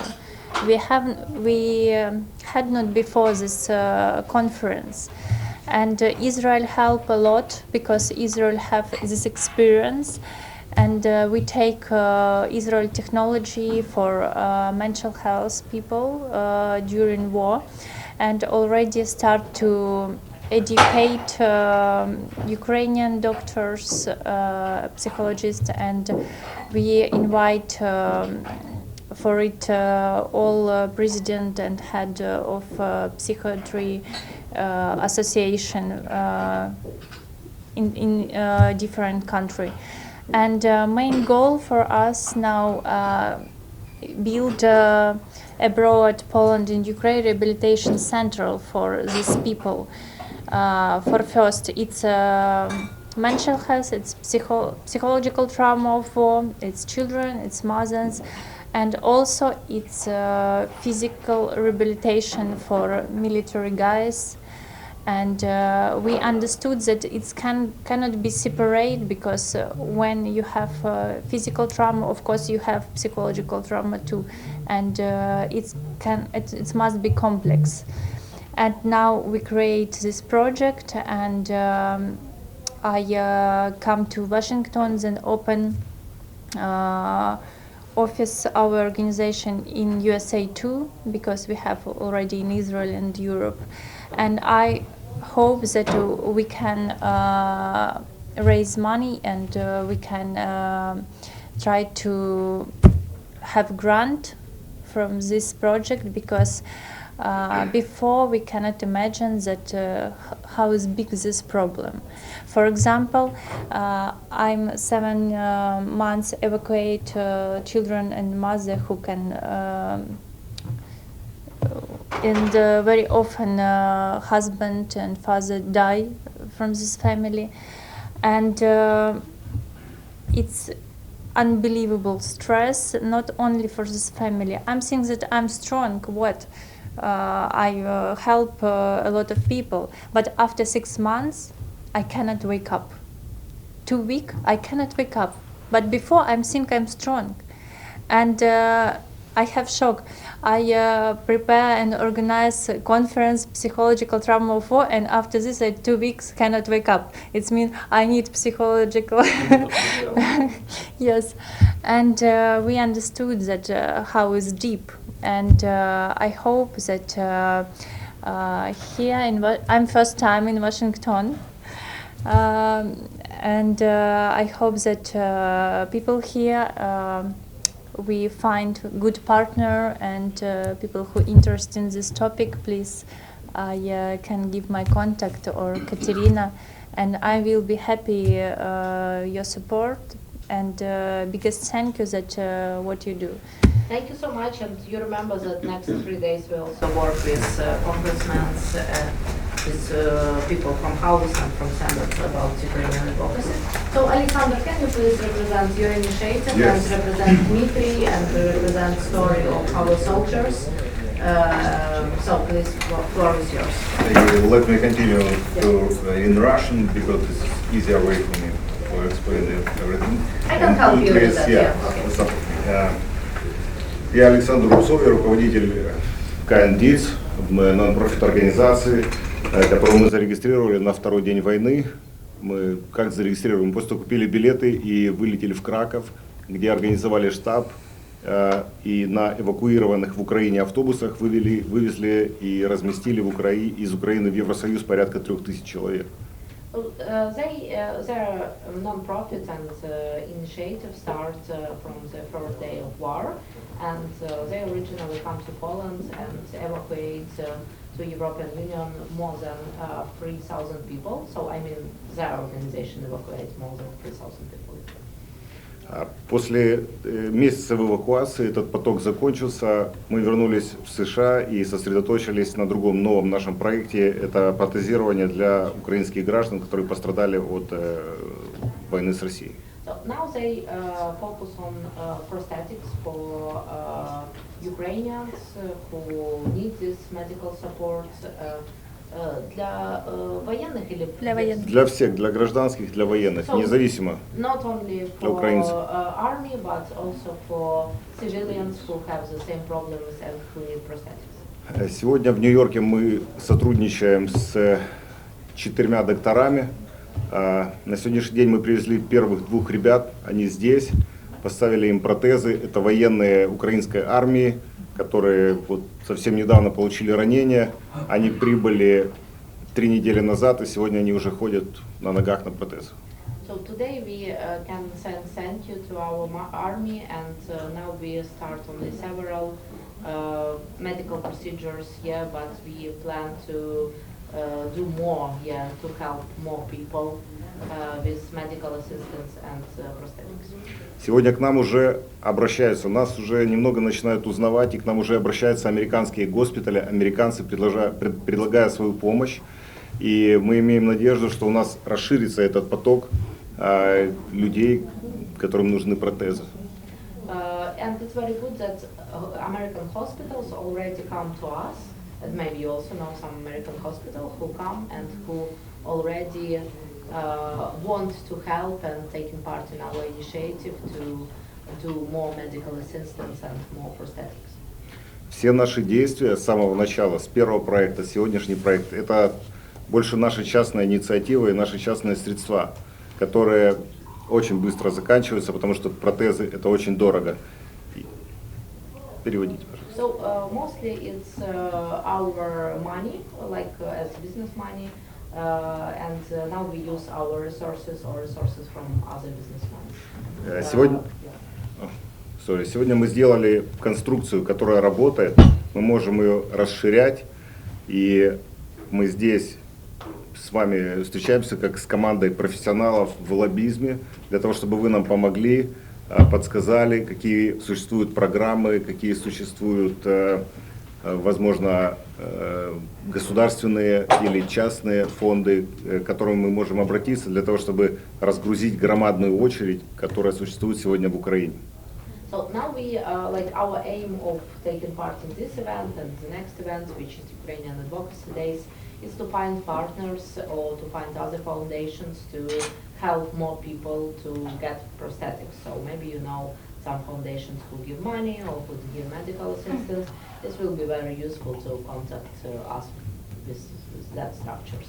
Or to give professional advice what organizations can help with that. Maybe you know about them. То есть наши 2 пути мы расширяем максимально здесь поток украинцев, которых мы принимаем в Нью-Йорке, и в наших планах построить центр протезирования и реабилитации под границей на территории в Польше, там где не летают ракеты, где есть свет, для того, чтобы принимать пациентов на границе с Польшей, там 40 километров от Львова. Now their aim is build hospital in Poland, because in Poland it's all we have all supplies, no, even like light and heated and water, which it's now luxury issues for Ukraine. Yes, so we haven't all this in Ukraine. That's why we're searching for additional opportunities or money or American support for this project, and Americans can be sure that this hospital center for helping our civilians and people from army can exist in Poland, and they think that it's better build now this hospital in Poland, near border, so like 40 kilometers from border. Это коротко о нас. Начали мы этот фонд с Дэном Толмером, а сегодня к нам присоединился Дмитрий Шевченко. Это наш доктор-реабилитолог. Конкретно он поставил их на ноги. Yeah, so now we work with, so we start this foundation with Dan Tolmer, who's film producer, and they started it in Florida originally, and Dmitry Shevchenko, he professional, he MD, so he medical doctor, and he helped directly to do this treatment. Можете рассказать немножко историю, ну, ребят, как бы вот, я знаю, что они воевали на Донецком направлении, ну, может, немножко подробнее. Okay. Yeah. Сегодня у нас, у нашего проекта сегодня первые ребята, которых мы протезируем в США, это Виктор Нестеренко, ему это морская пехота, 23 года, и Антон Домарадский, 35 лет, это отдельные войска, которые мы не называем, специальные войска. So Victor and Anton serve in Ukraine, and they first participants of this program, and they served, as I know from our conversation, on Donetsk region. So in Marines and also in other forces, which is not, which is classified. Yeah, which is classified. На Донецком направлении не служили, да? Да, Северодонецк, Yeah, so it's, Лисичанск. they serve in Severodonetsk and Lysychansk, so it's eastern Ukraine. Yeah, and now they plan to come back to Ukraine. So if it's possible, I think that we must give glory to our soldiers and also have minutes of silence for all people who die in Ukraine. So let's.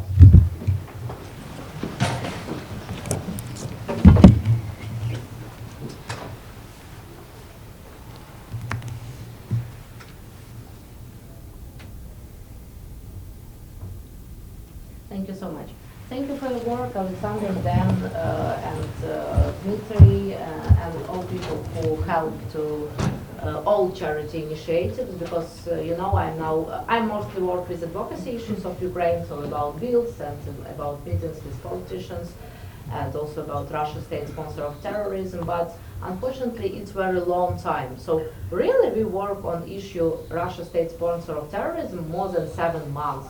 And we have huge numbers, so I do more than 30 meetings on the Hill, and other Ukrainians do more than 100 meetings on the Hill.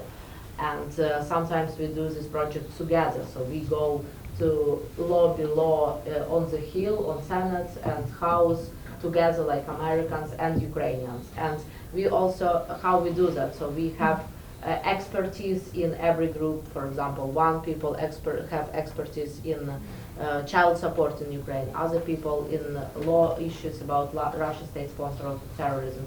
Third people have experience, for example, about how we can renew our nuclear plants to do it more safe, or about food safety. And we also explore biography of every member of House, of Senator, and we choose what arguments can be most effective for every member of Congress, not only about party affiliation, but also, of course, because some members of Congress care more about women's rights.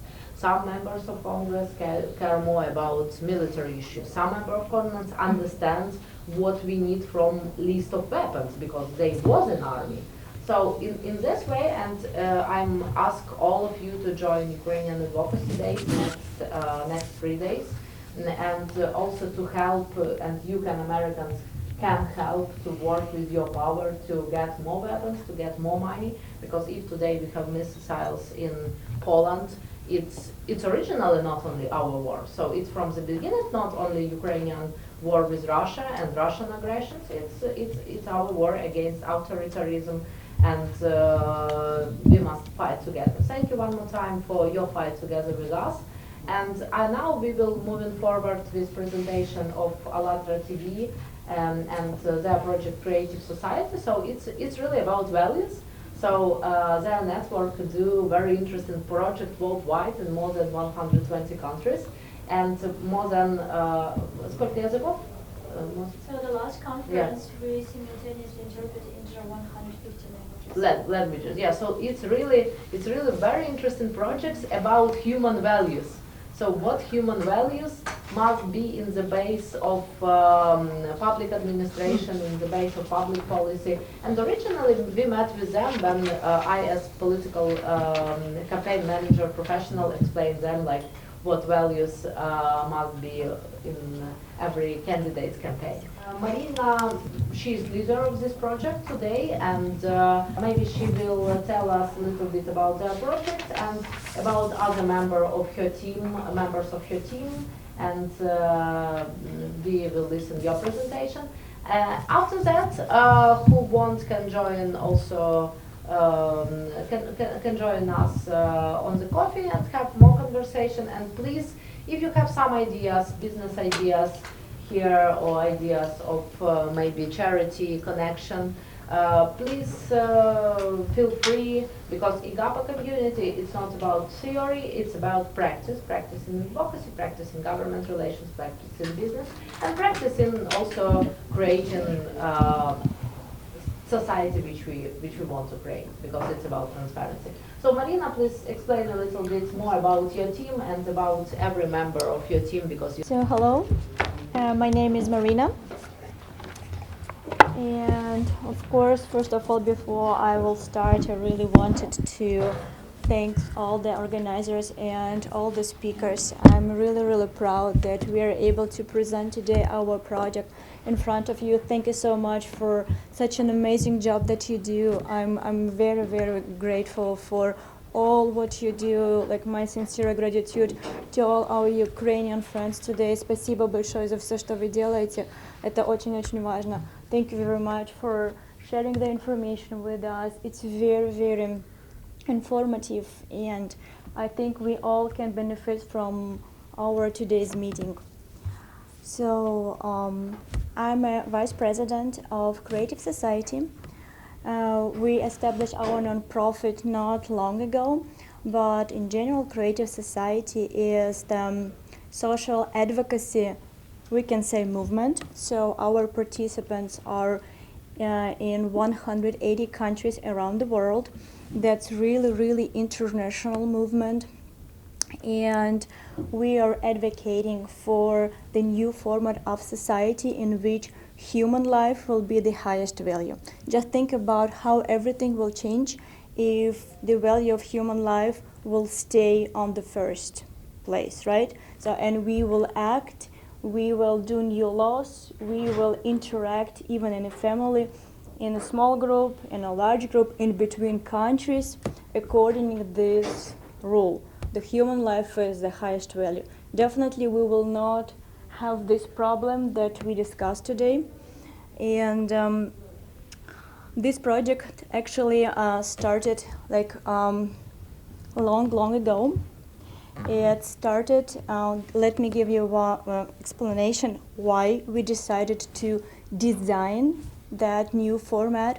It started in 1996 when our group of scientists discovered the problem that we have with the climate. We understood at that moment that this problem is huge, that humanity never faced before something like that. And the reason is cyclical process that happens every 12,000 years. So our Earth goes through that cycle of catastrophes every 12,000 years. And we're the lucky one. So we are right now coming closer to the peak of this climate catastrophe. But since our Earth, the ecology is so hurt, we will experience it very hard, because our immune system is weakened and we do not have those protected mechanisms that naturally Earth would have. So after we got this understanding of what is going on, so scientists started to build some action groups and invite volunteers from different countries, first of all, to study this problem, to find a solution, and to design a new model of a society that allows us to unite scientists. Because we understand very clearly in our today's world, taking a look at the geopolitical situation, right? There is no way that we will be able to unite the scientific potential of entire humanity, simply because that's just so many parties that playing games against each other. There will be no way that we will unite them and give them unlimited resources to find the way to protect the Earth. So we started to think, like, what should it be? How we can find the new way, the new system, the new way of relationship between people, between countries, that will allow us to unite. And it's clearly that should be the model in which wars will not be existing, because we understand that the brightest mind are working in the closed laboratories and design the weapons of mass destruction. And the scientists that are popular right now, and you see them on the screen, on the TV, on the social media, that's those who are just like public figure. Let's call them like that. But we do not know the true scientists, and unfortunately, no government will introduce them and allow them to join the team with other, especially with the other country that they have some kind of problems. So we started to develop this model, and it took us more than 10 years to study all the historical elements to avoid the mistake that humanity was repeating and repeating again. We conducted extensive analytical work and numerous social surveys around the world. Thanks our volunteers that we have in 180 countries, it was doable for us. So we conducted interviews and consultation. We held international roundtables, conferences with experts in various fields. So basically, this model is the work of thousands and thousands of people and hundreds of thousands of hours research and analytical work. So we called this model Creative Society. The name comes from creation. So we create, we're not destroy. But it's not the name that's important. You can call it whatever you like. The important is the essence of this model. And it also, which is also important, that this model will allow us to unite scientific potential of humanity and find the solution, find the way to stop our problem with the climate. Because Jason will tell you a little bit more about the climate and what exactly is happening right now. But unfortunately, our time is limited today. But we would love to give you this presentation and present all the evidence that we have, since you understand the entire research lasted 26 years old. So we have a lot of facts that we can present to you today. And we need at least, to present them all, we need at least 3 hours of your time.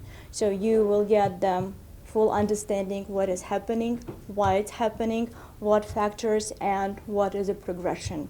And when is the day of the no return? How many years we have? Yes, we know the day. Just tell us. 2036. I will let it to Jason. 2036. We have 5 to 6 years of stability right now. But you're taken in accordance what is happening right now with the geopolitics, I think we have even less. Because we never know who will press the red button first. So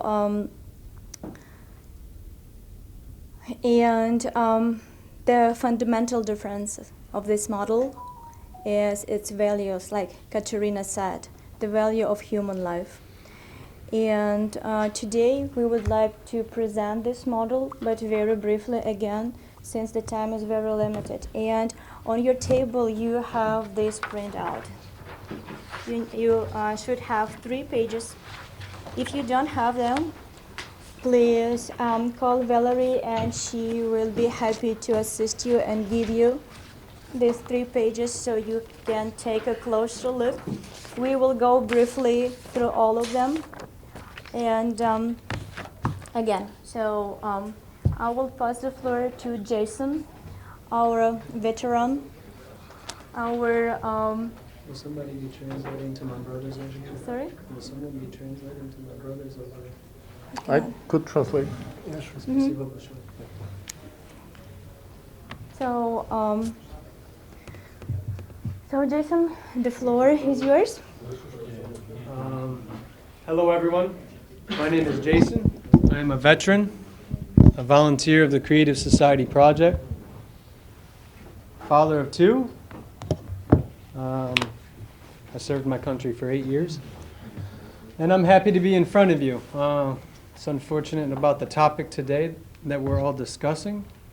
So with that, I would personally like to say thank you to those of you that answer the call, all of you around this table, not just soldiers, but particularly soldiers, but everyone who answers the call to stand up to oppression in all of its forms.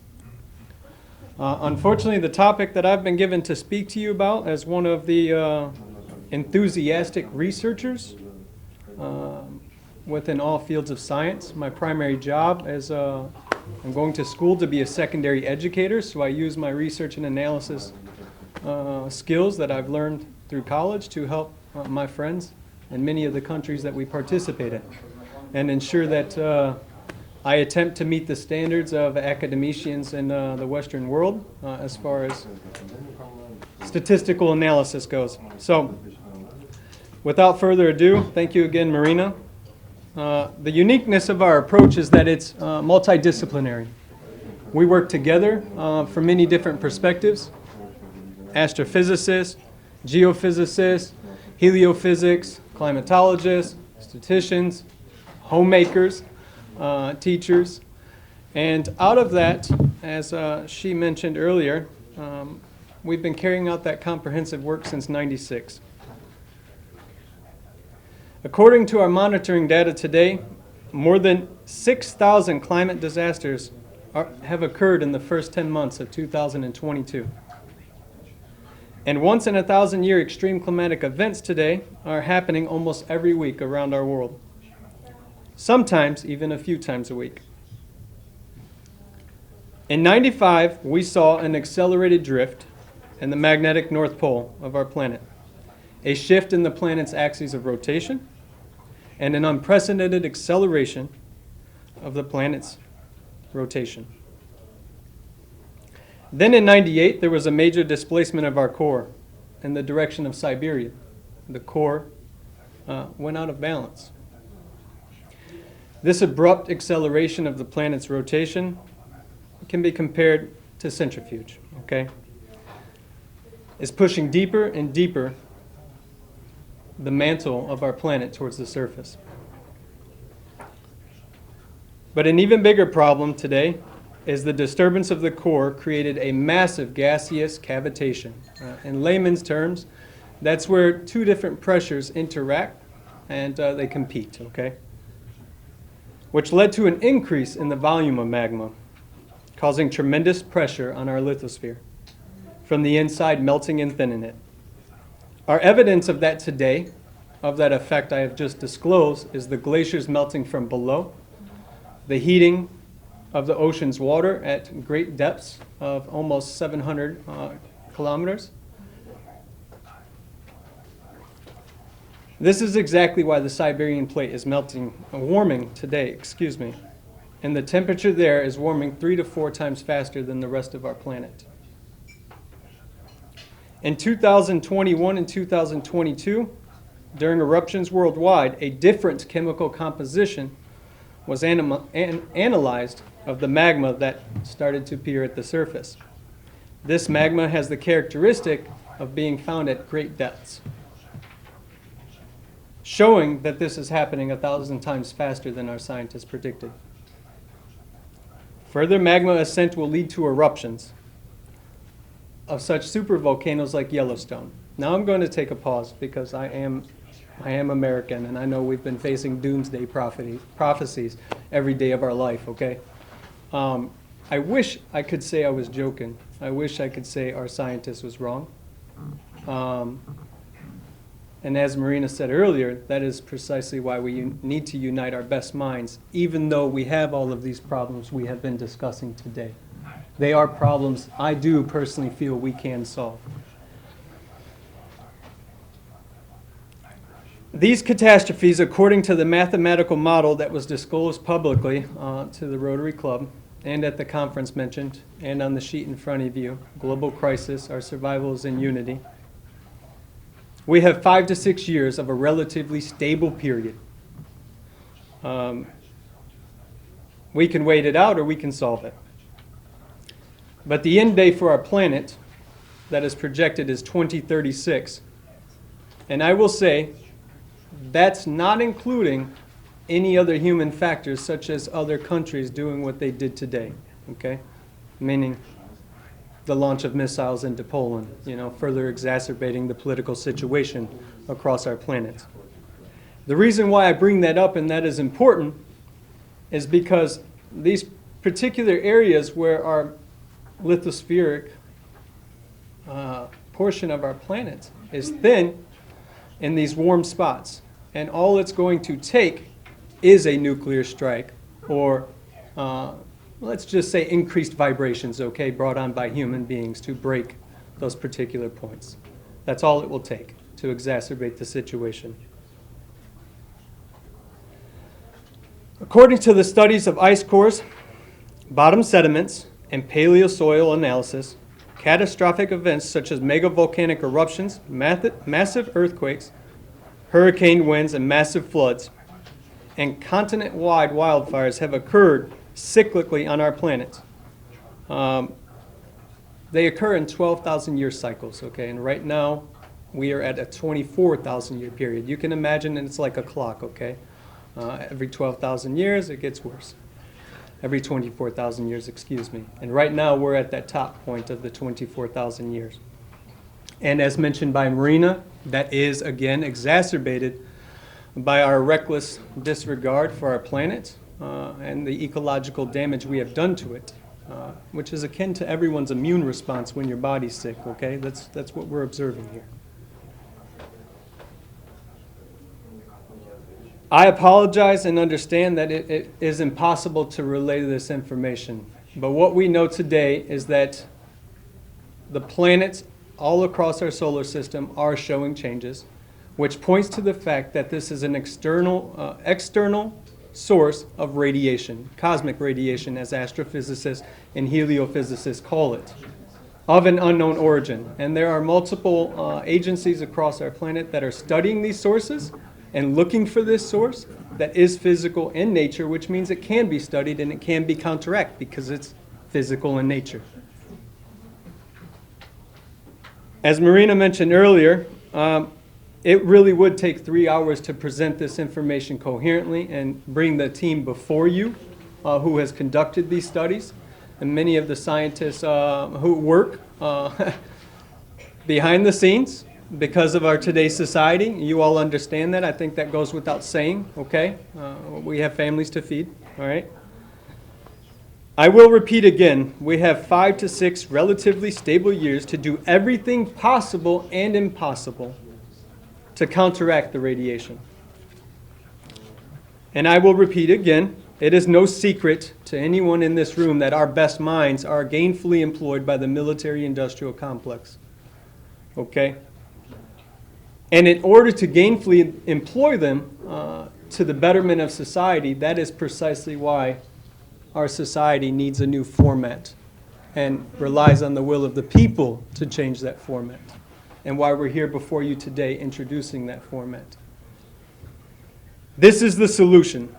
I would personally like to thank you all for your time and attention. It is an honor to be before you. And many of you I know, reading some of your works, so I know the hard work you have done around the world.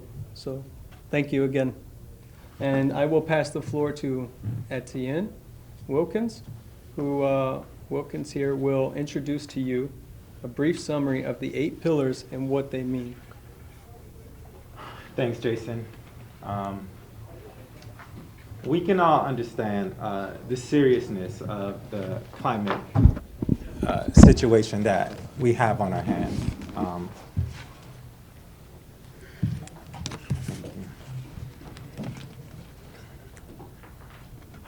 And we have a further understanding of the processes that are happening within the earth that like exacerbate this situation, and why a new model of society is necessary in order to cope with this. So now I'd like to explain to you in a little bit more detail what this new model is based on. So I'd like to draw your attention to the 8 pillars that you have in front of you, this sheet of paper. It's a unique document that describes the essence of what the creative society will embody. As Marina stated, millions of surveys were taken by thousands of volunteers, and people themselves voiced what they wanted to see in a society that was beneficial to everybody. First and foremost, they expressed we as people wanted to value human life first and foremost. Now going back, all 8 pillars, if you just look at them, they embody what all people want, and they fit nicely within a democratic constitution of any country, of all countries. And they do align with every core value I think we have as humanity, as a civilization, okay? Let's look at the fundamental differences on this sheet. People expressed, like I said, they wanted human life to be valued first and foremost. Afterlife, human freedom is also important. And not in any order, but everyone wants to feel freedom. You know, everyone wants to feel safe. No one wants to feel the burden of worrying about how am I going to eat tomorrow, or am I going to make enough money to pay my bills? So human safety relieves that burden. You know, it assures that everyone will have every essential necessity in life that is needed in order to live. Transparency and openness is also something that people value. Ordinary people don't want to be kept in the dark about what's going on in the world. People want to be informed in an open and honest manner, right? And another pillar is the ideology that people want to live with high moral and ethical values.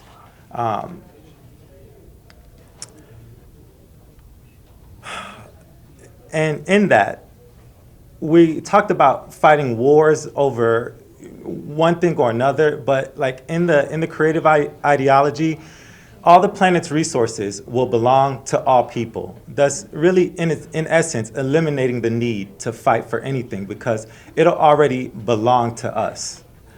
And in today, if we look at the development of personality, we found that people choose their career path based on its earning potential, right? Find that a lot. I happen to work in education right now, and I can tell you, aside from my good friend Jason here, not many teachers still want to be a teacher. You know, the wages aren't keeping up with inflation, you know, and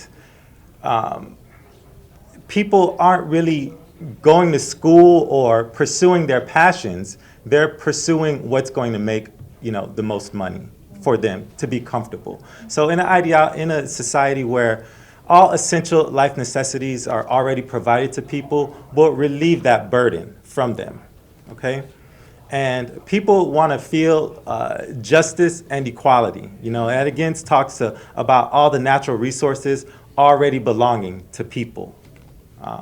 And lastly, people want to play an active role in the way society is formed and shaped, you know, and actively participate in the key decision making that happens, that affects their community and the world at large. So this is what people have said that we have analyzed to create these 8 pillars, which if it's adopted by the constitution of every country, can really create the conditions for scientists to unite and solve the climate problem that we're facing, and also at the same time really give people an opportunity to elevate our standard of living so that we can live well, we can live very abundantly and feel very satisfied and at peace. So guys, I would like to end with that sentiment right there. Thank you so much. So if you have chance, just read this Aid Foundation thoroughly and you will understand what the creative society means. And you will understand why it is so important to implement this Aid Foundation in the constitution of all the countries, so all the country will be able to join and to adopt this model of relationship. And right now I would like to pass the floor to Tali. Thank you so much. Marina, me myself being from Ukraine and for more than 10 years living here in the United States, working in Silicon Valley, I've been seeing a lot of injustice happening even here, but it's nothing compared to what I experienced on February 24th, being in Ukraine when I woke up to the explosions outside of my house and jets and rockets flying there. And you know, the question I had is like, why are we living in a society that allows wars in general? Because wars, in my opinion, you know, like growing up in relatively civilized world, I was thinking it's something we should talk about, like you know, like medieval executions on central plazas of big cities. Like we were thinking, this is savages. From medieval times, they were executing people in the central plazas and gathering people. And this is not a thing because we evolved as a civilization from this savagery into a civilized world. But how do we still have wars? Like, how is it still a thing that greed of certain individuals whom we empowered to make our life better, they executed in order to exterminate people on certain territory? And I still cannot understand how we allow this as people. And this is why I'm so passionate about taking part in the Creative Society project, because this is the only project that's offering alternative to actually people's self-governance through online platforms, according to aid foundations, according to being to having a human life as the first priority. So it's not somebody's profits, it's not somebody's greed, it's not somebody's lobbyism to get some more money or whatever. Like, how would your life change if you would be guaranteed universal basic income? You know, your kid's not gonna stay out in the streets. They're gonna have normal health care, you're gonna have health care. Everyone's gonna be provided with normal education no matter what. Like, how much of a game changer it is if you just remove this fear of uncertainty of tomorrow. And I would say that only a fool doesn't have a fear of tomorrow, because we live in a society which is extremely unstable. And we're talking, there was a gentleman who brought up the fact that we have this recession coming up in 3 months with huge, massive layoffs. When I'm being exposed to artificial intelligence in companies across Silicon Valley and working with professionals who develop them. And I can assure you that mass unemployment is coming up around the corner with the introduction of these technologies of automation and mass robotization. The number one job in the US is connected with the transportation. Number two is agriculture. Both of them will be 90 to 95% automated as soon as possible. Right now, the only thing that prevents it is some legal limitations. For example, when Amazon started substituting their warehouses, laying off employees and put in robotization in there, and it takes a robot and costs about $2 million, and that's the amount of money they can make up with salaries in 2 years. So it's very profitable. You replace these people with a robot, you make huge profits. And you don't care how those people gonna survive, because we don't care as a society about being proactive with our legal laws, with our legislations. And people who develop AI, anyone will tell you, this is the area where we cannot be reactive. There is no way we're going to survive and have stable humanity development if we're gonna be reactive. This is where we have to be proactive. So as much as you think, well, some of it might sound naive to you, but if you look closely, this is what our society future depends on. Because if we starting to have this massive layoffs, and technological unemployment, it's going to be really harsh, and it's going to affect everyone, every single one of us. And what Creative Society brings up here, we're bringing up scientists together in different fields, and we're saying, okay, dear fellas, you're specialists in economy. Well, let's brainstorm. How do we build economy which is inflation-free? Is it a possibility? Can we even do it? How do we build crisis-free economy? How do we build a system that works without necessity of worsened crisis to reset the not working model of financial system in the world? Who else is bringing up this kind of topics? I don't hear them anywhere. You know, I have a good friend of mine, and he has a son who's 6 years old, and he says, whenever the guy is not listening to me, I give him the choice between two choices, which I want. Oh, you don't want to wear the sweater. Yeah, which sweater do you want, blue one or green one? He wanted a shirt, but now he's having a choice between two sweaters because you don't give him another choice. And this is what we've been given here in the US. We don't have a good choice. We have blue or red, and neither of them cares about you and your values and your life and your family. Let's be honest about it. So right here we have a working perspective model of development of our society where actually human rights and not only this is the best thing we can do as to social justice and protection of human rights, but it's also a working mechanism of observing those rights, where human dignity and freedom will be guaranteed by 8 pillars and by ability of people to participate in decision making on global level through online platforms, as it's suggested here. And just there is no other alternative, in my opinion, when it comes to solving problems with climate, because what we've been seeing for past 27 COP United Nations gatherings, we've been seeing they introducing more taxation, but that taxation doesn't work. And despite all the efforts and all the money spent, the climate is just getting worse and worse. And nobody is even bringing up multidisciplinary approach where we have astrophysicists, we have geologists, volcanologists sitting at the same table and saying, oh wow, there was a shift at the core of the Earth. Well, how did this affect the magnetic field? Volcanologist doesn't know because their whole career, they're not even studying the whole volcanic field. They study one or two specific volcanoes, and they have no idea how it works on different kind of volcanoes. If we talk about super volcanoes, for example, we're talking to seismologists. They have one simple database. There's like a dozen of them around the world, and each scientist choosing one and stick to this for the whole of their career. So when we bring in them together, they cannot even find the common language because they work in parallel realities of completely different databases, which are not aligned with each other because some might exclude earthquakes with magnitude below 4, some might exclude some other ones, and this is why we have such a chaotic field where we don't have the wholesome picture of what is happening with the world.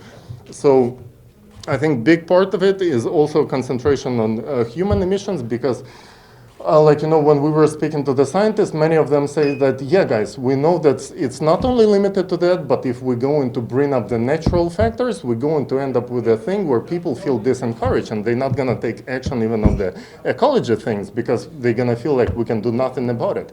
Well, that's why we have to bring up the different model of the society where we can do something about it. First of all, recognize the problem. Second, bring all the best scientists, and instead of working on hyperspeed weapons, rockets that will deliver weapons of mass destruction here or there, maybe they're going to work on something that can actually protect the humankind. And when we were talking, of course, if we take it seriously, and this is known for a fact, even from last year, there was a great research by scientist Quinn Bin Liu from University of Waterloo, who proved that cosmic radiation is the natural cause of expanding ozone holes. And he was slammed by his colleagues who have been receiving grants for 20 years, proving that this is freon gas that was banned in 1990s. But the ozone holes don't care about what these guys with pins on their badges say. This is a fact. And excuse me. So if we talk about really counteracting this kind of energy, we need to come up with a different source of energy, something much more impressive. But think about it from the even economical perspective, which was covered at our latest conference. If you have such a source of unlimited free energy, which we definitely need to come up with, it's going to destroy the whole economy, because the whole economy works on digging oil, moving oil, transporting oil. If we don't even provide people with the universal basic income before that, it's going to be impossible to implement even existing technologies. We're not even talking about the perspectives of our civilization, which is not impossible. It just takes to actually sit the people around one table and start having a discussion and start raising questions, and don't be shy to ask questions. I was watching a film Francisco, which was filmed by Evgeny Afinievsky, and I'm seeing what Pope has been doing. Pope Francis, he's been doing an amazing job of actually uniting people and doing unexpected things. He's going to Buddhist countries, he's going to Muslim countries, and really acting unorthodox, excuse me for choice of words. So this sort of approach, when you're thinking out of the box, is what could actually benefit all of our society. So I would strongly encourage all of you to watch the recent event that was organized by Creative Society volunteers, which was called Global Crisis, Our Survival is in Unity, where we gathered people from 150 different countries. Those are volunteers that nobody is paying them for. These are not political grants, nothing. People join in because they realize how much important it is. They know that they sit in the middle of African country covered with bees and insects, mosquitoes biting them, and simultaneously translating this conference into their language, so people from their state know what's actually happening to the climate, because nobody else is telling them. Guys from COP27 gathered somewhere, got their energy from diesel generators, got their food delivered from overseas. I don't feel like these people can relate to me and speak my language, but we are the ones who speak the language that people can relate to.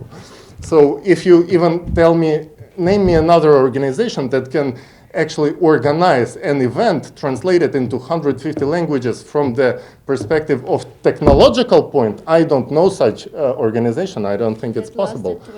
That lasted 12 hours and had speakers from all different parts of scientific research. Yes, this is important. Those facts that were presented there, we actually don't hear about them on media, not to raise the panic, because if we're actually going to start talking about the fact that volcanoes erupting with a different sort of magma right now, which consists different particles, which are coming from much deeper below than they're supposed to. These are not your extra casual volcano activity that you have. In that case, we're coming up with the fact that we have to recognize that glaciers are melting only in hot spots. Antarctica is not melting on the Atlantic side. It's only melting on the western side, on the Pacific side. For what causes that? For 140 volcanoes, underwater volcanoes being there and constantly being more and more active. So we're seeing huge amount of glaciers melting specifically on this side. Same thing happening in Greenland. We're not hearing these things on the media. How can we break through this kind of wall over there that we only supposed to talk about one thing? Let's discuss it openly. Let's be blunt about it. Let's be honest, and let's not cut the discussion. Let's stop canceling scientists who bring up the topics that could hurt your dissertation, which you made in 1998 and has been living off that for your whole career afterwards. Let's be honest and let's have this approach. I strongly encourage each one of you being present here and those who watching us to actually go on YouTube, Google Creative Society, Global Crisis, Our Survival is in Unity, and watch the conference that was translated into 150 languages, which is 90% of population of the Earth capable to speak. Well, because the message that's being covered over there, it's not about being alarmistic. It's about perspectives. It's about the positive outcome which we can actually reach. And I'm gonna even say more. Even if there was no climate change, even if there was nothing going on with our planet, what do you think? There's nothing we should do as a society? We just keep on living as we do right now? Where it's gonna bring you? Tell me if you really see in a positive future for your kids and kids or their kids in such a society. Me personally, I don't think so. So, guys, thank you so much for your attention. Thank you for our dear veterans here. I think that brave people like this, the heroes of our society, who risking their lives protecting people, they are true heroes, and we have to create conditions under which people don't have to risk their lives. And those will be heroes who, who protect lives, who are, firefighters and so on, where people don't have to go and kill other people to protect their wives and children. This is what we advocate for. This is what Creative Society stands for, and I appreciate all of you for doing it. Thank you.